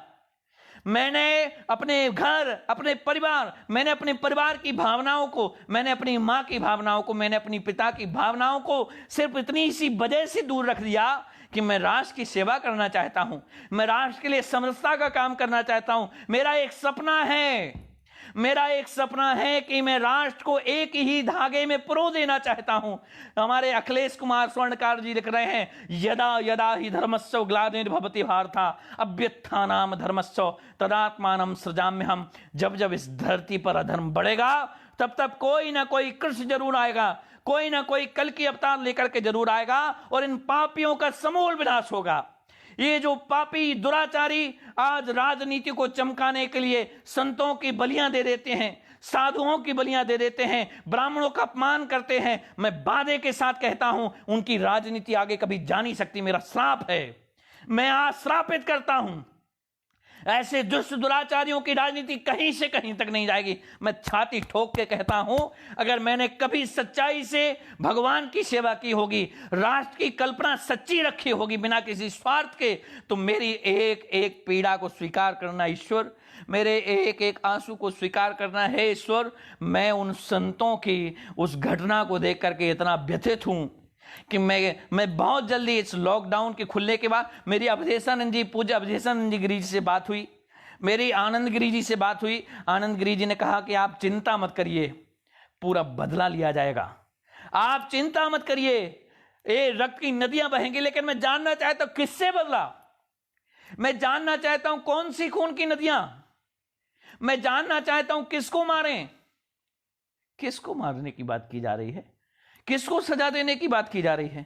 उस मानवता को, जिस मानवता को हम बचाने की बात कर रहे हैं, उस मानवता की जिसकी हम बात कर रहे हैं। यही तो ये राजनीतिक लोग चाहते हैं कि तुम हिंसा करो, यही तो ये राजनीतिक लोग चाहते तुम खून की नदियां बहा दो। तो मैं सारे साधु संतों से कहना चाहता हूं, मैं उनकी भावनाओं को ठेस नहीं पहुंचाना चाहता हूं। ये घटना जो हुई है ये जघन्य है, इसके लिए किसी को क्षमा नहीं किया जा सकता, लेकिन भावनाओं से ऊपर उठ के यह भी विचार करना होगा कि आखिर हम क्यों उन वनवासी लोगों के बीच में नहीं पहुंच पा रहे हैं जहां पर ये कम्युनिस्ट लोग पहुंच करके कभी पैसे के लालच में, कभी धन रुपया के लालच में, कभी वस्त्रों के लालच में, कभी अच्छे खान पान के लालच में, कहीं छुआछूत से कहते हम दूर लाएंगे उसके लालच में, उनको भाई बनाने के लालच में ये कम्युनिस्ट लोग हिंदुत्व के प्रति, सनातन के प्रति भोले भाले लोगों के, भोले भाले वनवासी लोगों के हृदय में उनके माइंड को बॉक्स करते हैं, उनके माइंड को परिवर्तित कर देते हैं और हमें एक दूसरे का शत्रु बना देते हैं। जो हमारे ही भाई हैं, हमारे ही केवट जाति के लोग हैं, हमारे ही भगवान श्री राम के सेवक हैं, हमारे ही भगवान श्री राम के वनवासी के समय में सेवा करने वाले लोग आज हमारे ही संतों के खून के प्यासे हो गए। क्यों? क्योंकि ये कम्युनिस्टों की चाल है, ये कम्युनिस्टों का खेल है। ये कम्युनिस्टों का खेल जितने जल्दी समझ में आएगा उतने जल्दी इस राष्ट्र का कल्याण होगा। हे 417 लोगों, 417 लोग जो हमें सुन रहे हैं, मैं उनसे कहना चाहता हूं कि अपने अपने बीच में मानवता का बीज बोइए। साधु संतों का सम्मान नहीं कर सकते तो अपमान भी मत कीजिए। याद रखना तुम्हारी कई पीढ़ियां भुगतेंगी। अगर साधु संत अपमानित हुआ, विप्र अपमानित हुआ तो तुम्हारी कई पीढ़ियां भुगतेंगी और तुम्हारे बच्चे कभी विकास नहीं कर सकते। तुम्हारे बच्चे ही तुम्हें मारेंगे, तुम्हारे साथ ऐसा दुष्कर्म करेंगे, तुम्हें याद आएगा वो ब्राह्मणों का एक एक शब्द। मैं उन सारे संतों को सेना का जवान ही मानता हूं, मैं उन सारे संतों को बॉर्डर की सेवा ही मानता हूं कि जो बेचारे अपने घर परिवार को छोड़ करके बिना किसी स्वार्थ के राष्ट्र की चेतना, राष्ट्र सुंदर हो सके, राष्ट्र उज्जवल हो सके, राष्ट्र विकास कर सके, इसमें लगे हुए हैं। और आज हमने उन्हीं साधुओं को मार डाला, उन्हीं संतों को मार डाला। क्या उस चौकी में बिठाल करके, उन साधु संतों को उसी चौकी में बिठाल करके एक फोन नहीं किया जा सकता था कि हमारे पास सेना सिर्फ 15 है, पुलिस वाले सिर्फ 15 हैं और पुलिस वाले भेजिए क्योंकि यहां उपद्रवी बहुत अधिक हैं और हमारी सीमा से बाहर हैं, हम इन साधु संतों को बचा नहीं सकते। तो उन चौकी में अंदर करके वायलेंस करते और वायलेंस के माध्यम से और फोर्स बुलाई जा सकती थी और उन साधु संतों को बचाया जा सकता था। लेकिन महाराष्ट्र की सरकार बेनकाब हुई है। जो महाराष्ट्र की सरकार, जो महाराष्ट्र हिंदुत्व के लिए जाना जाता था, एक वो बाला साहेब ठाकरे हुआ करता था जो हिंदुत्व के ऊपर अगर जरा सी खरोंच आती थी तो वो कहा करता था, याद रखना अगर हिंदुत्व के ऊपर खरोंच भी आई, हिंदुत्व का संरक्षण करने वाले साधु संतों के ऊपर खरोंच भी आई तो याद रखना समूची जाति को नष्ट कर दूंगा, समूचे उपद्रवियों को नष्ट कर दूंगा। जो ये दुराचारियों की एक जाति है जिसको हम राक्षस कहते हैं, ये समूल राक्षसों का विनाश कर दूंगा। ये उस हिंदुत्ववादी बाला साहब ठाकरे का मंतव्य हुआ करता था, उसका कथन होता था। सारे देश से अपमानित साधु संत सुरक्षा पाने के लिए महाराष्ट्र की ओर कूच किया करते थे। ये वही शिवाजी की धरती थी, ये वही शिवाजी की भूमि थी जहां हर व्यक्ति हर हर महादेव कहा करता था, हर व्यक्ति वंदे मातरम कहा करता था, हर व्यक्ति जय श्री राम कह करके भी सुरक्षित था और जो जय श्री राम नहीं भी कहते थे वो भी सुरक्षित थे। मैं आप सभी से आग्रह करना चाहता हूं कि यह घटना ऐसा नहीं है कि साधु संतों के ऊपर हुई है, कल के दिन आपके ऊपर भी होगी। आप साधु संतों के श्राप से बच नहीं सकते। अखिलेश कुमार स्वर्णकार जी लिख रहे हैं, जहां संत समाज का अनादर होता है वहीं से विनाश की उल्टी गिनती शुरू हो जाती है। ब्रह्मांड के राक्षस संत समाज को बारंबार साष्टांग प्रणाम करता हूं। बिल्कुल खुश रहिए। मैं आज किसी के भी कमेंट नहीं पढ़ रहा हूं, मुझे क्षमा कर देना, मुझे तो बहुत पीड़ा है। मेरे पास कोई शब्द नहीं बचे हैं, मेरे पास कोई शब्द नहीं है, मैं किन शब्दों से कहूं। जिन संतों के लिए भगवान श्री राम ने भी कहा है मोते अधिक संत को लेखे, जिन संतों के लिए तुलसीदास जी लिख रहे हैं कि बिन हरि कृपा मिले नहीं संता, जो हरि कृपा से मिलने वाले संत हैं। लिखते हैं पुण्य पुंजयति मिलियति संता, पुण्य पुंज से भी संत मिलते हैं। तो यहां बाबा तुलसीदास जी से पूछा, बिन हरि कृपा से संत मिलते हैं या पुण्य पुंज से संत मिलते हैं? तो कहा, चलते चलते जब कभी संतों के आश्रम में जाने का मन कर जाए तो समझना यहां हरि कृपा, बिन हरि कृपा मिले नहीं संता, यहां हरि की कृपा हुई है इसलिए संत मिले हैं। लेकिन कभी चलते चलते संत हमारे घर पधार जाए तो समझिए पुण्य पुंजयति मिलियति संता, यहां पुण्य और पुण्य उदय हुआ है पिछले जन्मों का, तो संत आए हैं। जहां जहां संत आ जाते हैं, जहां जहां हनुमान के रूप में संत प्रकट हो जाते हैं, तहां तहां लंका जलाई जाती है, तहां तहां लंका नष्ट की जाती है। और मैं तथाकथित उन ब्राह्मणों से भी कह देना चाहता हूं, अभी रामायण का दौर चल रहा है और रावण की बड़ी बड़ी वंदनाएं की जा रही हैं, बिल्कुल करिए, लेकिन यह मत भूलिए उसने अधर्म को साथ लिया है और राम ने धर्म को साथ लिया है। तो धर्म की रक्षा के लिए धर्मो रक्षति रक्षता, जब तक आप धर्म की रक्षा नहीं कर सकते तब तक धर्म आपकी रक्षा नहीं कर सकता। तो एक हनुमान जैसे संत के होने से समूल लंका का विनाश हो गया था, उसी प्रकार से एक सच्चे संत, एक एक सच्चे संत के श्राप से इन समूचे पापी लोगों का विनाश होने वाला है। उल्टी गिनती शुरू हो चुकी है, समूल पापियों का विनाश शीघ्र होगा। और ये लॉकडाउन खुलते ही सारे संत इकट्ठे होंगे, सारे संत कूच करेंगे, और तब ना तो कोई सरकार रोक पाएगी, ना ये दलाल रोक पाएंगे, और ना ये दल्ले रोक पाएंगे जो बार बार लिखते हैं संतों के लिए ऐसा नहीं लिखना चाहिए, वैसा नहीं लिखना चाहिए। आज से मैं दूसरा रूप धारण करता हूं, मैं समरसता का पुजारी हूं, अजमाना हो तो अजमा लेना, लेकिन मैं धर्म की रक्षा के लिए, समाज की रक्षा के लिए शस्त्र भी धारण करूंगा और शास्त्र भी धारण करूंगा।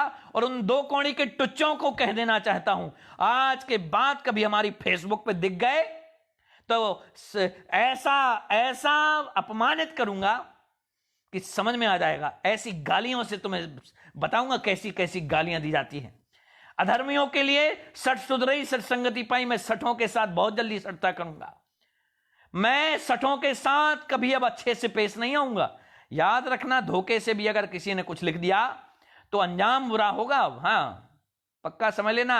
ये चापलूसो, चमचो, एक दो कौड़ी के नेता के चापलूस जो लिख रहे थे हमारे लिए, दो कौड़ी के लोगों, याद रखना। हाँ, अब साधु संतों की बात अगर आई है तो ये साधु संत इस सृष्टि के संहार करता नहीं, इस सृष्टि के रक्षक करता है, इस सृष्टि का रक्षण करने वाले हैं, इस सृष्टि का संरक्षण करने वाले हैं। इस सृष्टि का संरक्षण अगर कोई ठीक से कर सकता है तो वो साधु संत ही है। जिन साधु संतों के ऊपर रोज बर्बरता की जा रही है, जिन साधु संतों के ऊपर रोज हमले किए जा रहे हैं, आखिर कब तक?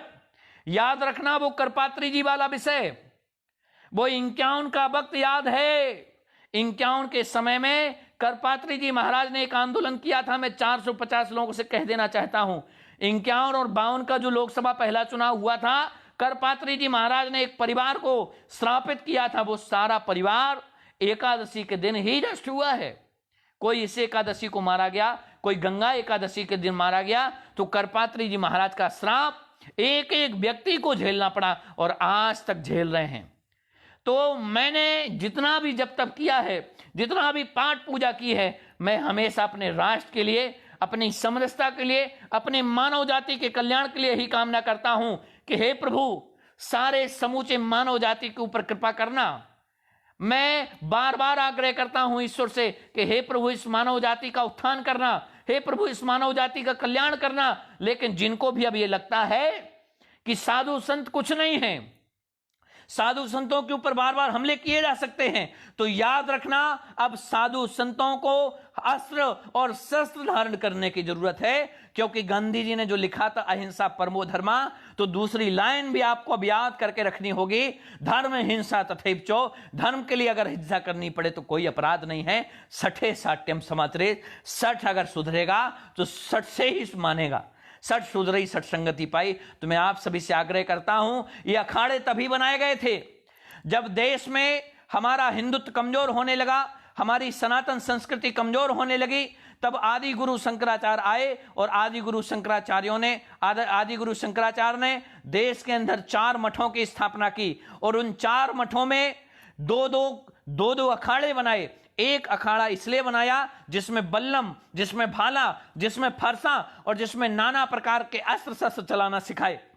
और दूसरा अखाड़ा इसलिए बनाया जिसमें आपको ज्ञान दिया जा सके, जिसमें आपको शिक्षा दी जा सके, जिसमें यथोचित व्यक्तियों के लिए ज्ञान की व्यवस्था, जिसमें यथोचित दंड पाने वाले लोगों के लिए दंड का भी प्रावधान दूसरे अखाड़े में रखा गया था। तो एक मठ में 2 अखाड़े तय किए गए थे, एक था दंड अखाड़ा और दूसरा था ज्ञान अखाड़ा। तो ऐसे 4 मठ बनाए और चारों मठों पे 4 शंकराचार्य बिठा ले और उन चारों शंकराचार्यों के संरक्षण के लिए, चारों मठों के संरक्षण के लिए उन्होंने 2-2 अखाड़े बनाए और 2-2 अखाड़ों में, एक में ज्ञान अखाड़ा, एक में दंड अखाड़ा। दंड अखाड़े में यथोचित दंड का प्रावधान था और ज्ञान अखाड़े में यथोचित ज्ञान दिया जाता था।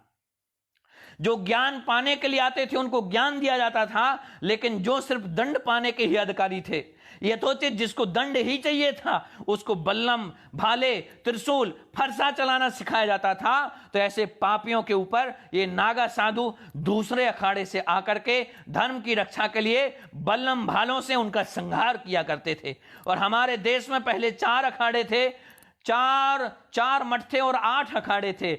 आज 13 अखाड़े हो गए हैं, लेकिन 13 अखाड़े अब धर्म के संरक्षण के लिए नहीं है। अब ये राजनीतिक दलों के चाटुकार हो गए, ये किसी ना किसी राजनीतिक व्यक्ति के संरक्षण में जीना चाहते हैं। तो मैं हाथ जोड़कर प्रार्थना करता हूं, हाथ जोड़कर के निवेदन करता हूं, साधु संतों को, सनातनियों को अपनी गरिमा को खुद समझना होगा। इन 2 कोणी के लोगों से अलग होना पड़ेगा। ये क्या लिख रहे हैं मनोज शर्मा जी? हर हर महाकाल, हर हर महादेव, हर हर महादेव, हर हर महादेव, वंदे मातरम, वंदे मातरम, जय श्री राम जरूर लिख दीजिए एक बार। जो भी राष्ट्र से प्रेम करने वाले लोग हों, मेरे बहुत सारे वीडियो हैं जो अनेक जानकारियों के लिए थे। आरुष परोपकार मिशन आईडी पे, आरुष परोपकार मिशन आईडी को मैंने कुछ दिन पहले बंद कर दिया है, मैं उस पे नहीं आता हूं। 492-95 जो लोग जुड़े हुए हैं, मैं उनसे आग्रह करता हूं आगे से इसी पेज पर आइए आप सभी लोग और एक बार वंदे मातरम और जय श्री राम जरूर लिखिए, क्योंकि वंदे मातरम और जय श्री राम ही है जो हमारे समूचे मानवों का रक्षा कर सकते हैं, सुरक्षा कर सकते हैं। 516 लोग अगर हमारे निवेदन को सुन रहे हो, मेरे आग्रह को सुन रहे हो, तो वंदे मातरम जय श्री राम जरूर लिखिए। अगर आपके हृदय में जरा भी मानवता है, आपके हृदय में राष्ट्र प्रति जरा भी चेतना है, तो एक बार जरूर वंदे मातरम जय श्री राम लिखिए। वंदे मातरम जय श्री राम वो महामंत्र बनेगा जिस दिन इस महामंत्र के जपने से बहुत सारे पापियों का संहार हो जाएगा, बहुत सारे पापी समूचे इस देश से पापी नष्ट हो जाएंगे। इस राक्षस प्रवृत्ति के लोग भी इस दिल रोने वाली घटना से जो दुखित हैं, इस दिल दहला देने वाली घटना से जो संत ग्रसित हैं, जो मानव जाति ग्रसित है, जो मानव जाति को पीड़ा हो रही है, हम समझ सकते हैं जितनी पीड़ा हमें हो रही है उससे कहीं अधिक पीड़ा आप लोगों को भी हो रही होगी। मैं वादा और दावे के साथ कहता हूं, आप सभी को विश्वास दिलाता हूं, आज के बाद आप आरुष भगत आजाद का दूसरा रूप देखेंगे। मैं वादे के साथ कहता हूं, आज के बाद आप आरुष भगत आजाद का दूसरा स्वरूप देखेंगे जो आज तक कभी नहीं देखा। मैं दूसरे स्वरूप में अपने उद्देश्य को नहीं भूलूंगा। मेरा उद्देश्य पहले भी समरसता था, मेरा उद्देश्य आज भी समरसता है, मेरा उद्देश्य कल भी समरसता रहेगा और मेरा उद्देश्य मरणोपरांत समरसता ही रहने वाला है। लेकिन जो लोग ये मानते हैं ये तो 2 कोणी के लोग हैं, ये तो साधु संत हैं, क्या कर लेंगे, तो याद रखना ये साधु संतों की धरती है, ये सनातनियों की धरती है। यही वो सनातनी हैं जो कभी विश्वामित्र बनकर के आए हैं, जो कभी चाणक्य बनकर के आए हैं और समूचे भारत की बागडोर चंद्रगुप्त मौर्य को सौंप देते हैं और ऐसे सशक्त राजा को गद्दी पर बिठाते हैं जो राजा इन समूल पापियों से इस धरती को मुक्त कर देता है। कभी राम बनकर के, कभी विश्वामित्र राम का संरक्षण करते हैं, कभी आचार्य चाणक्य चंद्रगुप्त मौर्य का संरक्षण करते हैं और आज भी समय आ गया है और वो समय बहुत निकट है कि हमारे देश का संरक्षण जरूर कोई चाणक्य करेगा, जरूर कोई संत करेगा। और आज वो संत योगी आदित्यनाथ उत्तर प्रदेश में बैठा है। अगर यही घटना उत्तर प्रदेश में हुई होती तो उत्तर प्रदेश में ये राक्षस प्रवृत्ति के समूल विनाश की तैयारी आज से शुरू हो गई होती।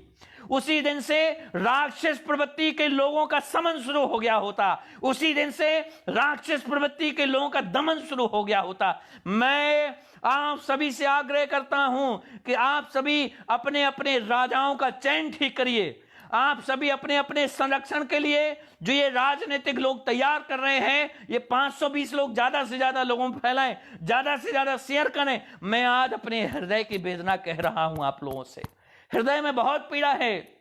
तो आप अपने अपने लोगों से कहिए, मैं आप सभी से आग्रह करता हूं, अगर सनातन की रक्षा करना चाहते हो तो संतत को बचाना होगा, और संतत की रक्षा करना चाहते हो तो अच्छे लोगों को गद्दी पर बिठा लिए।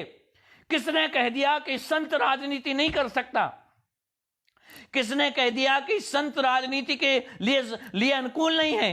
किसने कह दिया कि संत राष्ट्र का निर्माण नहीं कर सकते? संत ही राष्ट्र का निर्माण कर सकते हैं, संत ही राष्ट्र का विकास कर सकते हैं, क्योंकि संतों को कोई इच्छा नहीं है कोठी बंगलों की, संतों को कोई इच्छा नहीं बड़ी बड़ी लंबी गाड़ियों से चलने की, संतों को कोई इच्छा नहीं 100-100 200 एकड़ जमीन खरीदने की।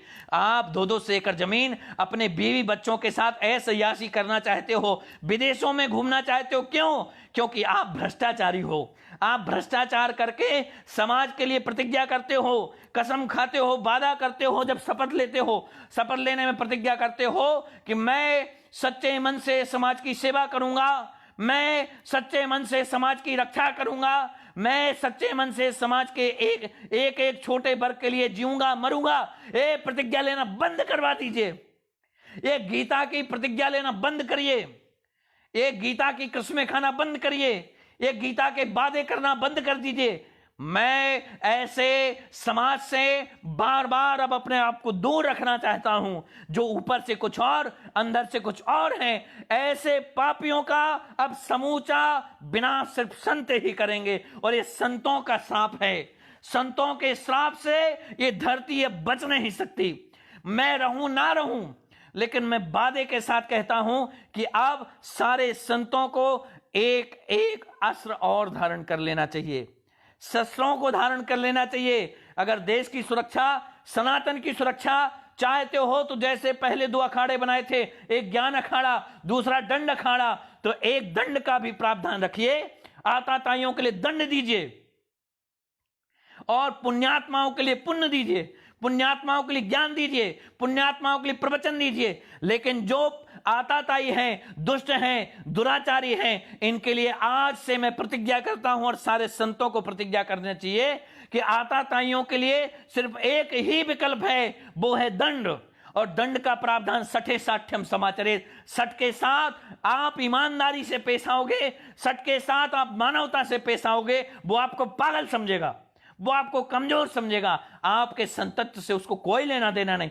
आज अगर संतत्व बच गया तो संस्कृति बच जाएगी, संस्कृति बच जाएगी तो देश बच जाएगा। इसलिए देश को बचाना है तो संस्कृति को बचाइए, देश को बचाना है तो संतों को बचाइए। और मैं प्रतिज्ञा करता हूं, मैं अंतिम सांस तक मानवता की सेवा, समरसता की सेवा निरंतर करता रहूंगा। लेकिन आज तक जो मैं आरुष भगत आजाद था, आज से अब वो नहीं रहूंगा।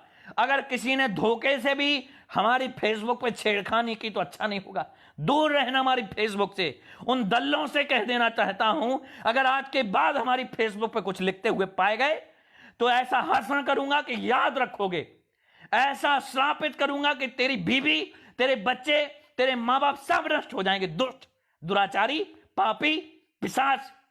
मैं आप सभी लोगों से आग्रह करता हूं कि हमारी आईडीसी सिर्फ इसलिए जुड़ना कि मैं राष्ट्र की सेवा के लिए हूं। उन 480 लोगों से कहना चाहता हूं कि जो भी राष्ट्र का बंधन करना चाहते हैं वही जुड़ना मुझसे, जो राष्ट्र की कल्पना को जीना चाहते हैं, राष्ट्र को विकासशील बनाना चाहते हैं वही जीना।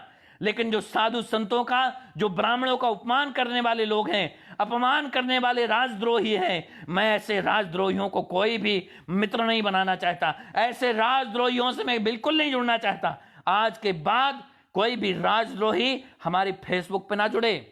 और आप जो भी ईमानदार राष्ट्रभक्त हैं वो वंदे मातरम जय श्री राम जरूर लिखें, ताकि मुझे पता चल सके कि वंदे मातरम जय श्री राम कह के आप अपनी सच्ची राष्ट्रीयता की, सच्ची राष्ट्रभक्तिता की निशानी अदा कर रहे हैं। आप अपनी, मैं आपसे सबूत नहीं मांग रहा हूं राष्ट्रभक्त होने का, मैं आपसे कभी सबूत मांगूंगा भी नहीं, लेकिन मैं आपसे आग्रह जरूर करूंगा कि अपने आसपास रहने वाले जो लोग हैं, आसपास रहने वाले जो मजबूर लोग हैं, उनको संबल प्रदान करिए। जो शोषित, वंचित, पीड़ित लोग हैं उनकी शक्ति बनिए, उनका साहस बनिए, उनकी ताकत बनिए और उनको आप विश्वास दिलाइए, उन आदिवासियों को विश्वास दिलाइए, उन वन में प्रवास करने वाले लोगों को विश्वास दिलाइए। मैं जो जितने भी ये वनवासी लोग हैं, जितने भी ये आदिवासी लोग हैं, जितने भी लोग क्रिश्चनरी से जुड़ रहे हैं, जितने भी लोग वामपंथियों से जुड़ रहे हैं, तो मैं धर्मगुरुओं से भी एक अपील करना चाहता हूं कि धर्मगुरुओं को थोड़ा थोड़ा वनवासी लोगों के बीच में जाने की आवश्यकता है। मैं धर्मगुरुओं से कहना चाहता हूं कि आप लोग छोटे तबके के लोगों के पास जाना शुरू करिए, वनवासी लोगों के पास जाना शुरू करिए। और अगर आप मानते हो कि अखंड भारत की कल्पना ऐसे ही हो जाएगी, तो बिल्कुल नहीं होने वाली। अखंड भारत की कल्पना के लिए समाज के एक एक वर्ग को अपनाना पड़ेगा। अखंड भारत की कल्पना के लिए एक एक जाति संप्रदाय को अपनाना पड़ेगा। अखंड भारत की कल्पना के लिए उन राजद्रोहियों की पहचान करनी होगी जो हमारे बीच में बसे हैं। मैं पहले भी बता चुका हूं वीडियो में कि पहले तो पहचान होती थी राजद्रोहियों की, राक्षसों की, कि जिनके यह आचरण भवानी सोई जानो निश्चल संप्राणी, साधुओं से जो सेवा करवाते हो, संतों से जो सेवा करवाते हो, माँ नहीं मात पिता नहीं देवा साधुन संग करवावई सेवा, जो साधुओं से सेवा करवाते हो, जो साधुओं को अपमानित करते हो, ऐसे लोगों को चुन चुन करके शक्ति के साथ अपमानित करिए। और मैं ये भी कहता हूं अगर साधु संत भी गलत हैं तो आप उनको भी बताइए कि आप यहां गलत हैं। लेकिन साधु संत ही इस देश की धुरी है, साधु संत इस देश की धुरी है। और जिस दिन साधु संत इस देश की धुरी बनकर के नीचे आ जाएगा, जिस दिन इस देश की धुरी रुक जाएगी, उस दिन ये देश विनाश की ओर चला जाएगा, गर्त की ओर चला जाएगा। तो साधु संतों का सम्मान नहीं कर सकते तो अपमान भी मत करिए। मैं आप सभी से आग्रह करता हूं कि आप सभी वंदे मातरम जय श्री राम जरूर लिखिए। और वंदे मातरम जय श्री राम कह के मैं इतने व्यथित हृदय से कह रहा हूं, लॉकडाउन खुलने के बाद अब मैं दूसरा रूप लेकर के वहां उस घटना स्थल पर पहुंचूंगा। हमारे पूज्य अवधेशानंद गिरी जी से भी बात हुई है, आज आनंद गिरी जी महाराज जी इलाहाबाद से बात हुई है। उन्होंने कहा कि विश्वास रखिए, मैं आपको सूचित करूंगा और किसी भी घटना का संज्ञान जो भी आया है, जिन जिन लोगों के पास में फलाना इस दल ने मारा, उस विशेष दल के लोगों ने मारा, उस विशेष समूह के लोगों ने मारा, तो भावनाओं में बह करके कोई भी उल्टी सीधी पोस्ट मत करिए। राक्षस कुल के लोगों की कोई भी जाति नहीं होती, आताताइयों की कोई भी जाति नहीं होती। आताताइयों की तो एक अलग से ही जाति है। आताताइयों को समूल विनाश करने के लिए हम सबको अखंड भारत की कल्पना के लिए एक होना पड़ेगा और साधु संतों की सेवा करनी पड़ेगी। साधु संतों का अपमान अगर हो रहा है तो आपको आगे आना पड़ेगा। जय जय श्री राम। संतोष प्रजापति जी, राजू गुवारा जी जय जय श्री राम, हमारे शशिकांत तिवारी जी जय जय श्री राम, संतोष दास जी जय श्री राम, राम जी जय हो, हमारे घनश्याम जी और हमारे गणेश प्रजापति जी लिख रहे हैं जय जय श्री राम, राजू जी जय जय श्री राम, और हमारे धर्म जी, हमारे नवीन बाबा जी, कैलाश जी, मनीष जी, अरुण जट्ट जी, अरुण जाट जी, प्रदुम जी, अखिलेश कुमार जी, कैलाश जी, प्रताप राय जी, ठाकुर जी, स्वामी सच्चिदानंद जी, क्या लिखा है, रघुवीर जी, हमारे हेमंत जी, संजय जी, गणेश तमांग जी, राजन तिवारी जी, पंडित नितिन महाराज जी और बीती कृष्णा जी, हमारे विक्रम सिंह जी, हमारे अभीश गुप्ता जी, संजय शर्मा जी, घनश्याम जी, अवनीश जी, के प्रमला जी, हमारे चेलाराम जी, हमारे सौरभ मिश्रा जी, राणा चक्रवर्ती जी, विवेक पांडे जी, मधु ठाकुर जी, राघवेंद्र प्रताप मौर्य जी, गणेश प्रजापति जी, स्वामी अचिंत जी और हमारे सत्यम जी। और ये जो दक्षिण भारत में लिख रहे हैं वंदे मातरम जय श्री राम, मैं नाम नहीं पढ़ पा रहा हूँ, दक्षिणी मुझे आती नहीं। दक्षिण भारत से हमारे जितने भी अनुयायी जुड़े हुए हैं, महाराष्ट्र से जितने भी अनुयायी जुड़े हैं, गुजरात से जितने भी अनुयायी जुड़े हैं, बिहार से सुशील कुमार जी, आप लोग जितने भी लोग जुड़े हैं 100-200, वो सब लोग वंदे मातरम जरूर लिखें। राजस्थान से जितने भी टोंक से हमारे जुड़े हुए लोग हैं, उनियारा से जुड़े हुए लोग हैं, बालीथल से जुड़े हुए लोग हैं, अजमेर से जुड़े हुए लोग हैं, सबका धन्यवाद है। पठानकोट से हमारे जुड़े हुए लोग हैं, पंजाब से आप सबका स्वागत है।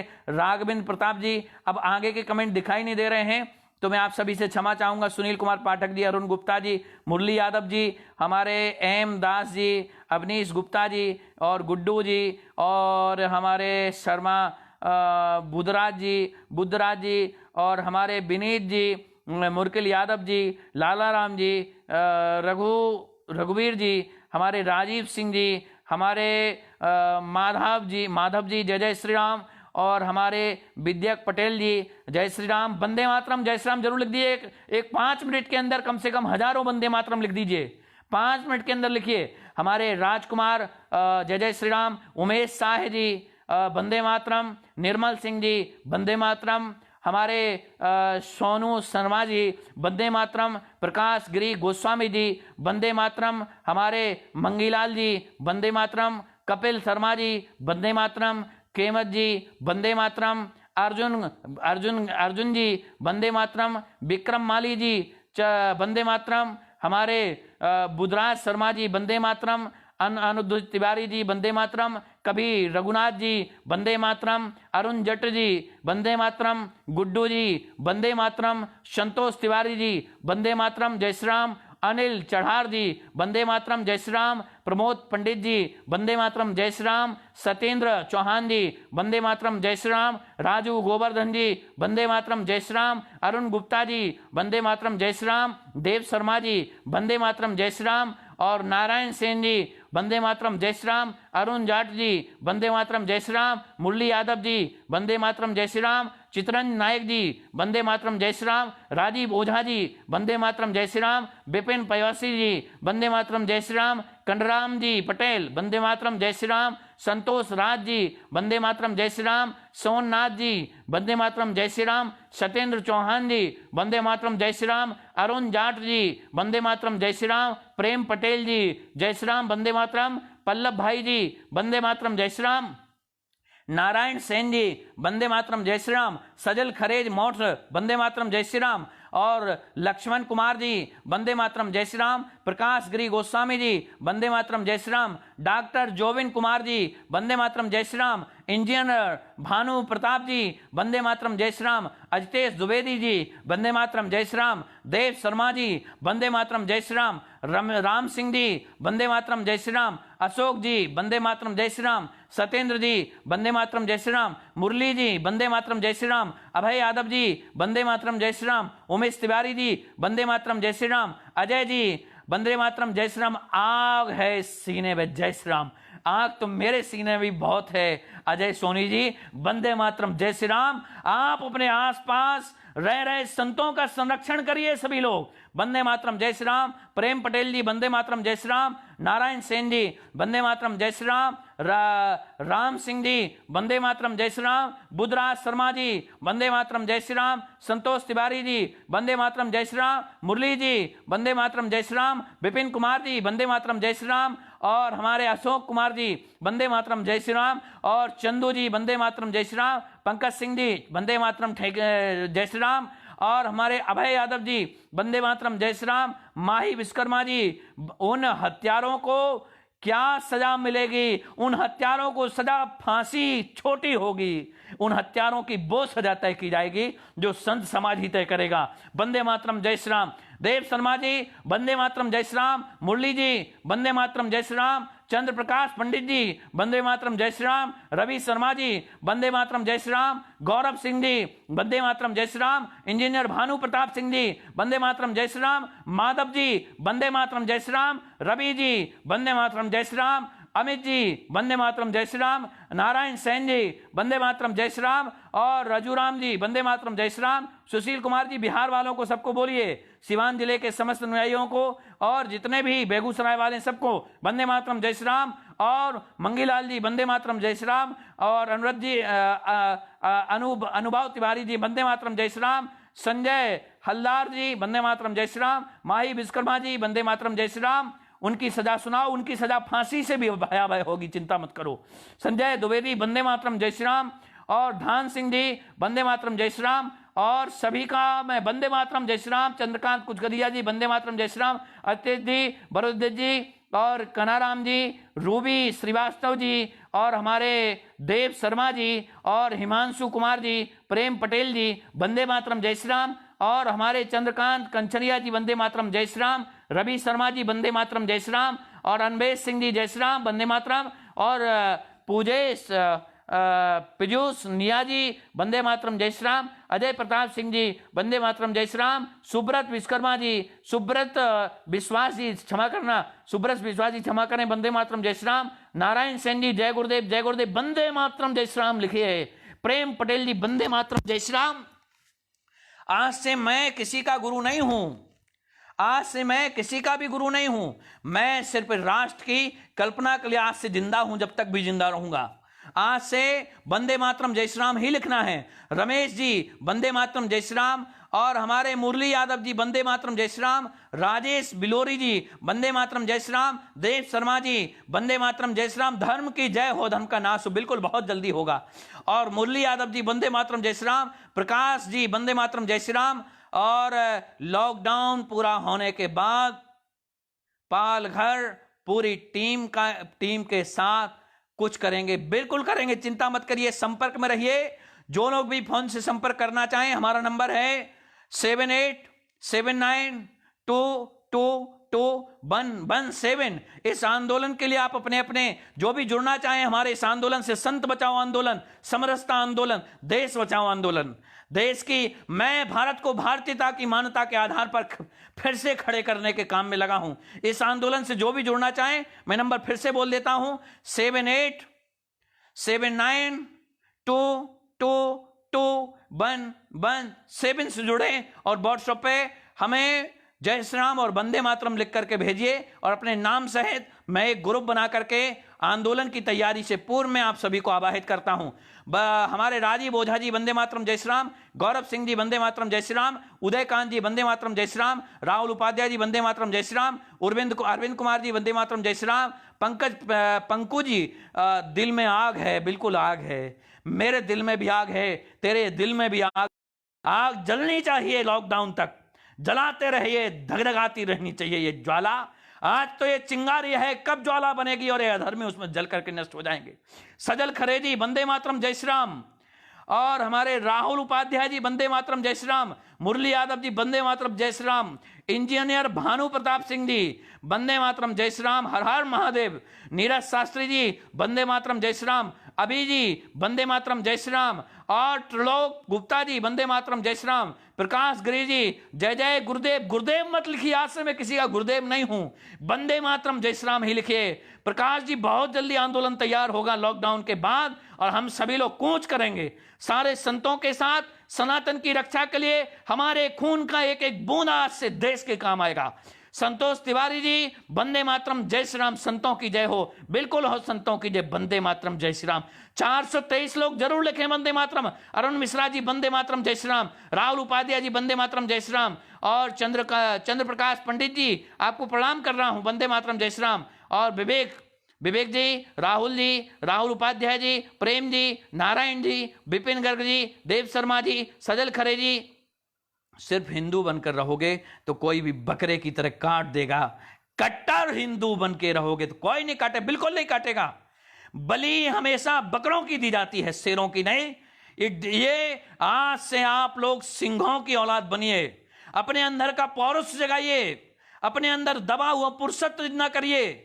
आपको तब तक डराया जाता रहेगा जब तक आप लोग डरते रहेंगे। शत्रुओं की ताकत आपका डर ही है और कुछ नहीं है। शत्रुओं की ताकत आपका भय ही है, भय को छोड़ दीजिए। शेरों को आजादी है, आजादी के पाबंद रहें, जिसको चाहे चीड़े फाड़े मस्त रहें, आनंद करें। और हमारे प्रकाश जी, विवेक जी, प्रियांशु जी, अरुण जाट जी, विपिन जी, आप आवाज 2 सालों को हम सब इनके अखियों को निकाल कर बाहर ले आएंगे, चिंता मत करिए, बहुत अच्छा होगा। प्रेम पटेल जी बदला लेंगे, प्रकाश जी, नीरज जी, राहुल उपाध्याय जी, भवर सिंह जी, राहुल उपाध्याय, प्रेम पटेल, अभी जी वंदे मातरम जय श्री राम, विपिन शर्मा जी वंदे मातरम जय श्री राम। मुश्किल में है हिंदुस्तान, अब जल्लाद बनना होगा, तुझे भगत सिंह और मुझे आजाद बनना होगा। बहुत सुंदर सजल्ली। हमारे नंबर पे आइए 7879222117 पर कपिल शर्मा जी, मनीष जी वंदे मातरम जय श्री राम, विवेक राजपूत जी वंदे मातरम जय श्री राम, प्रेम पटेल जी बहुत हो गया शास्त्रों का ज्ञान, अब हथियारों की बारी है। अब शांति संदेश बंद करो, मैं पूरा नहीं पढ़ पाया। हमारे जूना अखाड़े ने पूरे भारत में अपने नागा साधुओं के लिए कह दिया है। प्रकाश गिरी जी, विषय क्षमा करना जिनके नाम नहीं पढ़ पा रहा हूं, पंकज सिंह जी, विशाल जी, विपिन जी, हाँ जी बिल्कुल, शंभू सिंह जी और हमारे विपिन सरवरी जी और कुंवर अभिजीत जी, हमारे परशुवन शर्मा जी और पारस मन जी, उमेश शाह जी, हमारे माधव जी, हमारे प्रताप पटेल जी, हमारे विशाल वर्मा जी, हमारे राज राठौर जी, हमारे अखिलेश विश्वकर्मा जी, हमारे मनोज उपाध्याय जी, विपिन कुमार जी और हमारे ज्ञानेश सूत्रकार जी, देव जी, लालू जी, हमारे राकेश गोडान जी और घनश्याम सूत्रकार जी, सूत्रकार ही सूतर जी आपको क्षमा करें, आदित्य शर्मा जी, आकाश जी, बुंदेलखंड राज युवा सेना, स्वागत है आपका बुंदेलखंड राज सेना। आइए ग्रुप पे 7879222117 पे राज जी, सोनू जी, हिंदू अजय जी आपका स्वागत है, सोनू नाथ जी वंदे मातरम जय श्री राम, सुरेश सोलंकी जी वंदे मातरम जय श्री राम और विप्लाव जी वंदे मातरम जय श्री राम, अमरजीत जी वंदे मातरम जय श्री राम, एम के सूतकार जी वंदे मातरम जय श्री राम, मनोज उपाध्याय जी वंदे मातरम जय श्री राम, घनश्याम जी वंदे मातरम जय श्री राम, विपिन कुमार जी, सुरेश जी, धर्म जी, भाऊ अरुण सोनी जी और जापुराम चौधरी जी शायद राजस्थान से, जीवन जोशी जी, योगेश जी, देव जी, अनूप जी और धर्मेंद्र शाह जी, त्रिसार कांत तारंगी जी, हर हर महादेव वंदे मातरम, बालाजी और महेश जी, प्रेम पटेल जी, नारायण सेन जी, निवल्ली और हमारे अवनीश जी, राज राठौर जी और सबका बहुत सारे नाम है, क्षमा कर देना मेरे प्यारों, मेरे भाइयों, मेरे कलेजे के टुकड़ों, मुझे क्षमा कर देना, मैं सभी के नाम पढ़ूंगा वक्त हो जाएगा। राज शर्मा जी, राजपूत जी, एम के सूतर जी, वंदे मातरम जय श्री राम, वंदे मातरम जय श्री राम, वंदे मातरम जय श्री राम, जोर से बोल दीजिए एक बार। और आज से एक नई कल्पना, नए आंदोलन की तैयारी, हम प्रतिज्ञा करें कि समूचे किसी भी जाति के मानव के लिए एक जैसा भाव नहीं रखेंगे। सारी कौम कभी भी आतंकी नहीं हो सकती, सारी कौम कभी भी पापी नहीं हो सकती। भावनाओं के ऊपर इस बात का भी हमें हमेशा ध्यान रख के चलना है मेरे प्यारो। विपिन कुमार जी सरजे नंबर बताना 7879222117। विजय साय जी वंदे मातरम जय श्री राम। तो हम समूचे मानव जाति के लिए सेवा करेंगे, ना हिंदू, ना मुस्लिम, ना सिख, ना ईसाई, हम सभी समरसतावादी हैं। लेकिन अगर हमारे धर्म के ऊपर किसी ने उंगली उठाई तो हम उसके लिए मौत बन करके आएंगे। सठे साठ्यम समाचरेत की ही पद्धति को अपनाएंगे। इसलिए आप सभी से आग्रह है, अपने आसपास सनातन की रक्षा करने वाले ब्राह्मण, सनातन की रक्षा करने वाले साधु संत, सनातन की रक्षा करने वाले समूचे मानव जाति के जितने भी लोग हैं, उन सभी का संरक्षण करिए, उनकी सुरक्षा करिए। मैं भी मुंबई में हूं, बहुत दुख हूं। चेलाराम चौधरी जी नंबर लिखिए 7879222117 और व्हाट्सएप पे आइए और ग्रुप से जुड़िए। भारत को भारतीयता की मान्यता के आधार पर फिर से खड़ा करना है और सनातन को फिर से जिंदा करना है और भारत को विश्व गुरु बनाना है। एम के सूत्रकार जी, हमारे प्रभाव जी, सोम जी, हमारे विनय शेरवी जी और सबका बहुत बहुत वंदन है, बहुत बहुत धन्यवाद है। उन 509 लोगों को प्रणाम कर रहा हूं। अभिषेक सोनी जी प्रणाम कर रहा हूं। तो राजस्थान, पंजाब, हरियाणा, छत्तीसगढ़, बिहार, झारखंड से हमारे आदित्य अगर जुड़े हों तो झारखंड वाले जितने भी सदस्य सबको सूचना करिए।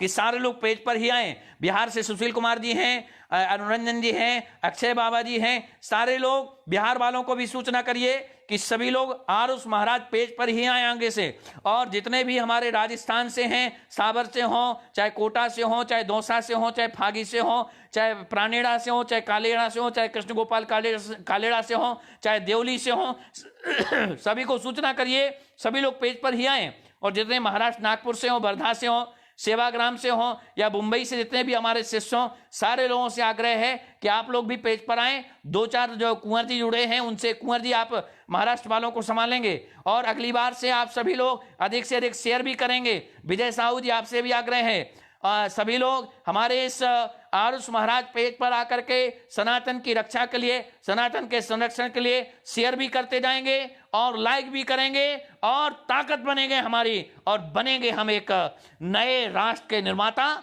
और राष्ट्र का नया निर्माण करेंगे और नई एक गाथा लिखेंगे और पापियों के सीने पर चढ़ करके उनका संहार करेंगे। अब भाषा ही भूलेगी। गलत नंबर है ये 77 लोकेश जी धन्यवाद। लोकेश जी आपको हमारे नंबर पे ही आना पड़ेगा 7879222117 पे।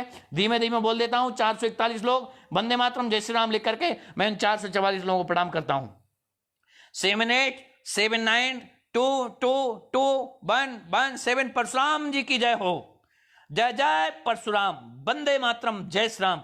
मैं विदा ले रहा हूं भाइयों, विदा ले रहा हूं आप सभी से, मेरे कलीजे के टुकड़ों, मेरे प्यारे भाइयों। आप सभी को कहीं दिक्कत हो आप उस नंबर पे सूचना करेंगे। और जितने भी अन्य राज्यों से हमारे भक्त जुड़े हैं, ये मुट्ठी भर टुच्चे लोग, जहां मैं अल्पप्रवास पे हूं, सारे लोग तो बहुत अच्छे हैं, सारे लोग तो धार्मिक हैं, लेकिन 2-4 राजनीतिक लोग जो अपने आप को अहंकारी लोग, 2-4 लोग अपने आप को जाने भगवान समझते हैं, क्या समझते हैं, बड़े नेता समझते हैं। 2 कौड़ी के लोग। हम दिल्ली रहे हैं, हम वर्धा रहे हैं, जगदीश जी के साथ रहे हैं, हम रविशंकर प्रसाद जी जो कानून मंत्री हैं उनका भी एक यात्रा में हमारा उनका लगभग 12-15 दिन का साथ रहा है। तो मैं बता देना चाहता हूं कि हमारा राजनीतिक लोगों से कोई जुड़ाव नहीं। मैं साधु संतों का पूजन करता हूं और समाज के समरसता के लिए जीने वाले लोगों को प्रणाम करता हूं। तो समाज की समरसता ही मेरी पूजा है। समाज की समरसता के लिए जो जीते हैं, मरते हैं, वही हमारे लिए भगवान से कम नहीं है। मैं 612-15 लोगों से कहना चाहता हूं, किसी भी जाति धर्म संप्रदाय के लोगों को टारगेट मत करिए कि ये हिंदू है, ये मुस्लिम है, ये सिख है। बिल्कुल नहीं। पापियों की कोई जाति नहीं होती है। पापियों को एक ही सिर्फ दंड है और वो मृत्यु है। पापियों की एक ही सजा है जो सब मिलकर दें। अपने आसपास हो रही घटनाओं को रोकिए, अपने आसपास हो रहे धर्माचार्यों के ऊपर हमलों को रोकिए, अपनी ढाल बनिए, हिंदुत्व को और सनातन को मजबूत करिए, राष्ट्र को मजबूत करिए। और 615 लोगों को मैं प्रणाम करता हूं। बिहार, छत्तीसगढ़, राजस्थान, हैदराबाद और जितने भी पठानकोट पंजाब से, हमारे जितने भी महाराष्ट्र से, जितने भी पालम से लोग जुड़े हुए हैं, आप सब 638 मध्य प्रदेश, उत्तर प्रदेश, सभी लोगों से आग्रह है।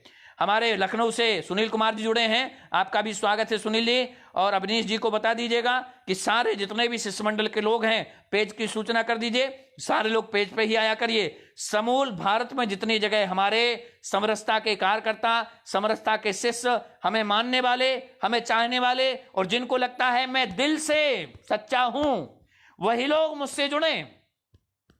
मैं 620, 25, 35 जितने भी लोग हैं उनसे यही आग्रह करता हूं, आप दिल से सच्चे हो तभी मुझसे जुड़ना।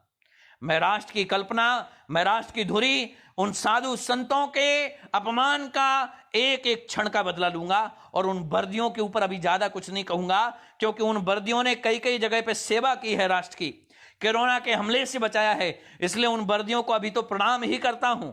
उन वर्दियों की जो छवि है, कुछ तो अच्छी है, कुछ बुरी हुई है। सुधार अगर होगा तो जरूर हम उनको क्षमा करेंगे। 660 लोग जुड़े हैं।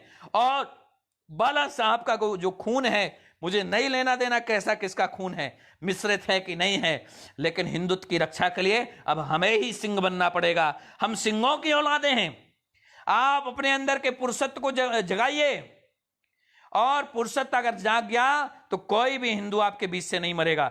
682 लोगों, अगर हिंदुत्व हमारे अंदर जाग गया, पौरुष हमारे अंदर जाग गया, तो कोई भी सनातनी हमारे सामने नहीं मारा जाएगा। सनातनी को छूने को सनातनी को छूने से पहले लाख बार सोचेंगे दुराचारी। ऐसा सैलाव तैयार करो कि दुराचारी जब जब सनातनियों को छुए तो उनकी रूह कांप जाए कि क्या हर्षण होता है, दुराचारियों का क्या हर्षण होगा। ये लॉकडाउन खुलने का इंतजार करिए। और आप सभी से मैं विदा लेना चाहता हूं, मुझे विदा दीजिए। मैं सभी उन 682 लोगों को प्रणाम करता हूं और मेरी जो संकल्प प्रतिज्ञा है, आप सभी लोग भी बोलिए। आज दूसरा वीडियो है पेज पे, आगे से बोलना सीख जाएंगे आप लोग। मैं भारत को भारतीयता की मान्यता के आधार पर फिर से खड़ा करने के काम में लगा हूं। मैं भारत को भारतीयता की मान्यता के आधार पर फिर से खड़े करने के काम में लगा हूं। 719 लोगों, मैं भारत को भारतीयता की मान्यता के आधार पर फिर से खड़ा करके रहूंगा।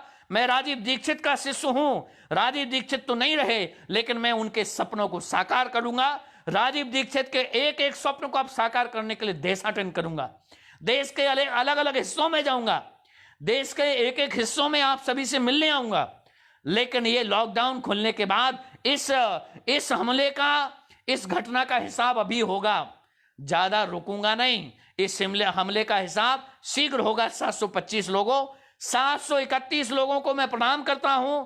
एक बार वंदे मातरम, जय श्री राम लिखिए। तिरुपति से जुड़े हुए लोगों, छत्तीसगढ़ और जितने भी दक्षिण भारत से जुड़े हुए लोगों, मैं आप सभी का स्वागत करता हूं। 758 लोग, हम 760 लोगों को प्रणाम करते हैं कि भारत की भारतीयता खत्म नहीं करेंगे। युवाओं के लिए मैं एक पंक्ति कहता हूं, अब युवा ही इस राष्ट्र की धुरी बनेंगे, युवा ही इस राष्ट्र को आगे ले जाएंगे, युवा ही इस राष्ट्र की कल्पना को आगे ले जाएंगे।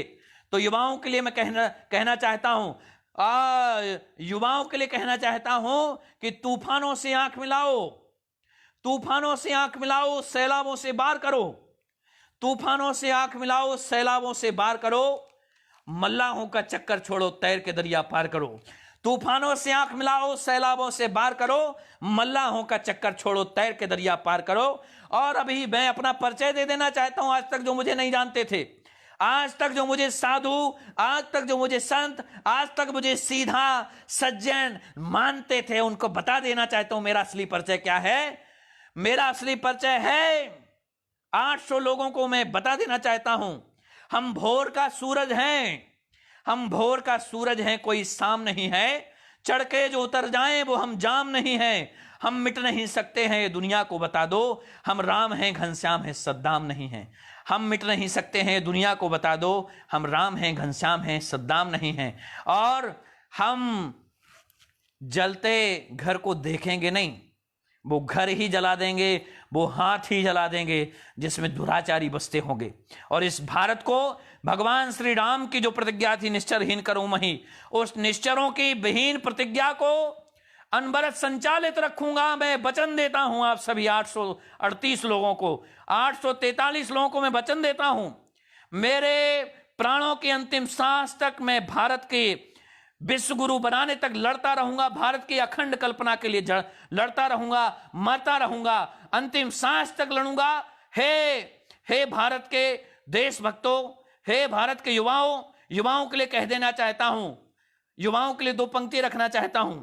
भुलाने पर ना जो भूले निशानी उसको कहते हैं, भुलाने पर ना जो भूले निशानी उसको कहते हैं, बने जो प्रेम में पागल दीवानी उसको कहते हैं, रखे उत्साह नस नस में, रखे उत्साह नस नस में, खिला दे धूप में जो फूल, लगा दे आग पानी में जवानी उसको कहते हैं।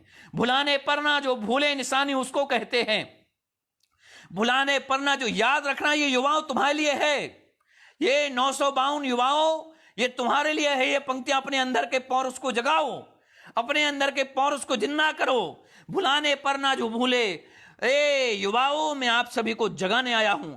आप सब जाग जाएंगे तो चिंता मत करिए, श्री राम की प्रतिज्ञा पूरी होगी, श्री राम की कल्पना पूरी होगी। भुलाने पर ना जो भूले, भुलाने पर ना जो भूले निशानी उसको कहते हैं, बने जो प्रेम में पागल दीवानी उसको कहते हैं, रखे उत्साह नस नस में, खिला दे धूप में जो फूल, लगा दे आग पानी में जवानी उसको कहते हैं, जवानी उसको कहते हैं। हम भोर का सूरज हैं। आपको याद दिलाना चाहता हूं, हम कौन सा सूरज हैं। हम भोर का सूरज हैं, कोई शाम नहीं है। चढ़ के जो उतर जाएं वो हम जाम नहीं हैं, हम मिट नहीं सकते हैं, ये दुनिया को बता दो। हम राम हैं, घनश्याम है, सद्दाम नहीं है। मुझे कोई स्वार्थ नहीं इस दुनिया से, मुझे कोई स्वार्थ नहीं इस राष्ट्र से, ना धन चाहिए ना भवन चाहिए, बस अमन से भरा ये वतन चाहिए। मैं जीऊं तो इस मातृभूमि के लिए और मरूं तो तिरंगा कफन चाहिए। बस इतनी सी मेरी यात्रा है। मैं आप सभी से आग्रह करता हूं, मेरी यात्रा से जुड़िए और इस अखंड भारत की कल्पना से जुड़िए, समरसता भारत से जुड़िए। एक दिन भारत को समरस बना के ही रहेंगे। वंदे मातरम, जय श्री राम। मैं आप सभी से विदा लेता हूं। कल या परसों आप सबके बीच में अनेक विषयों के साथ हाजिर रहूंगा। वंदे मातरम, जय श्री राम।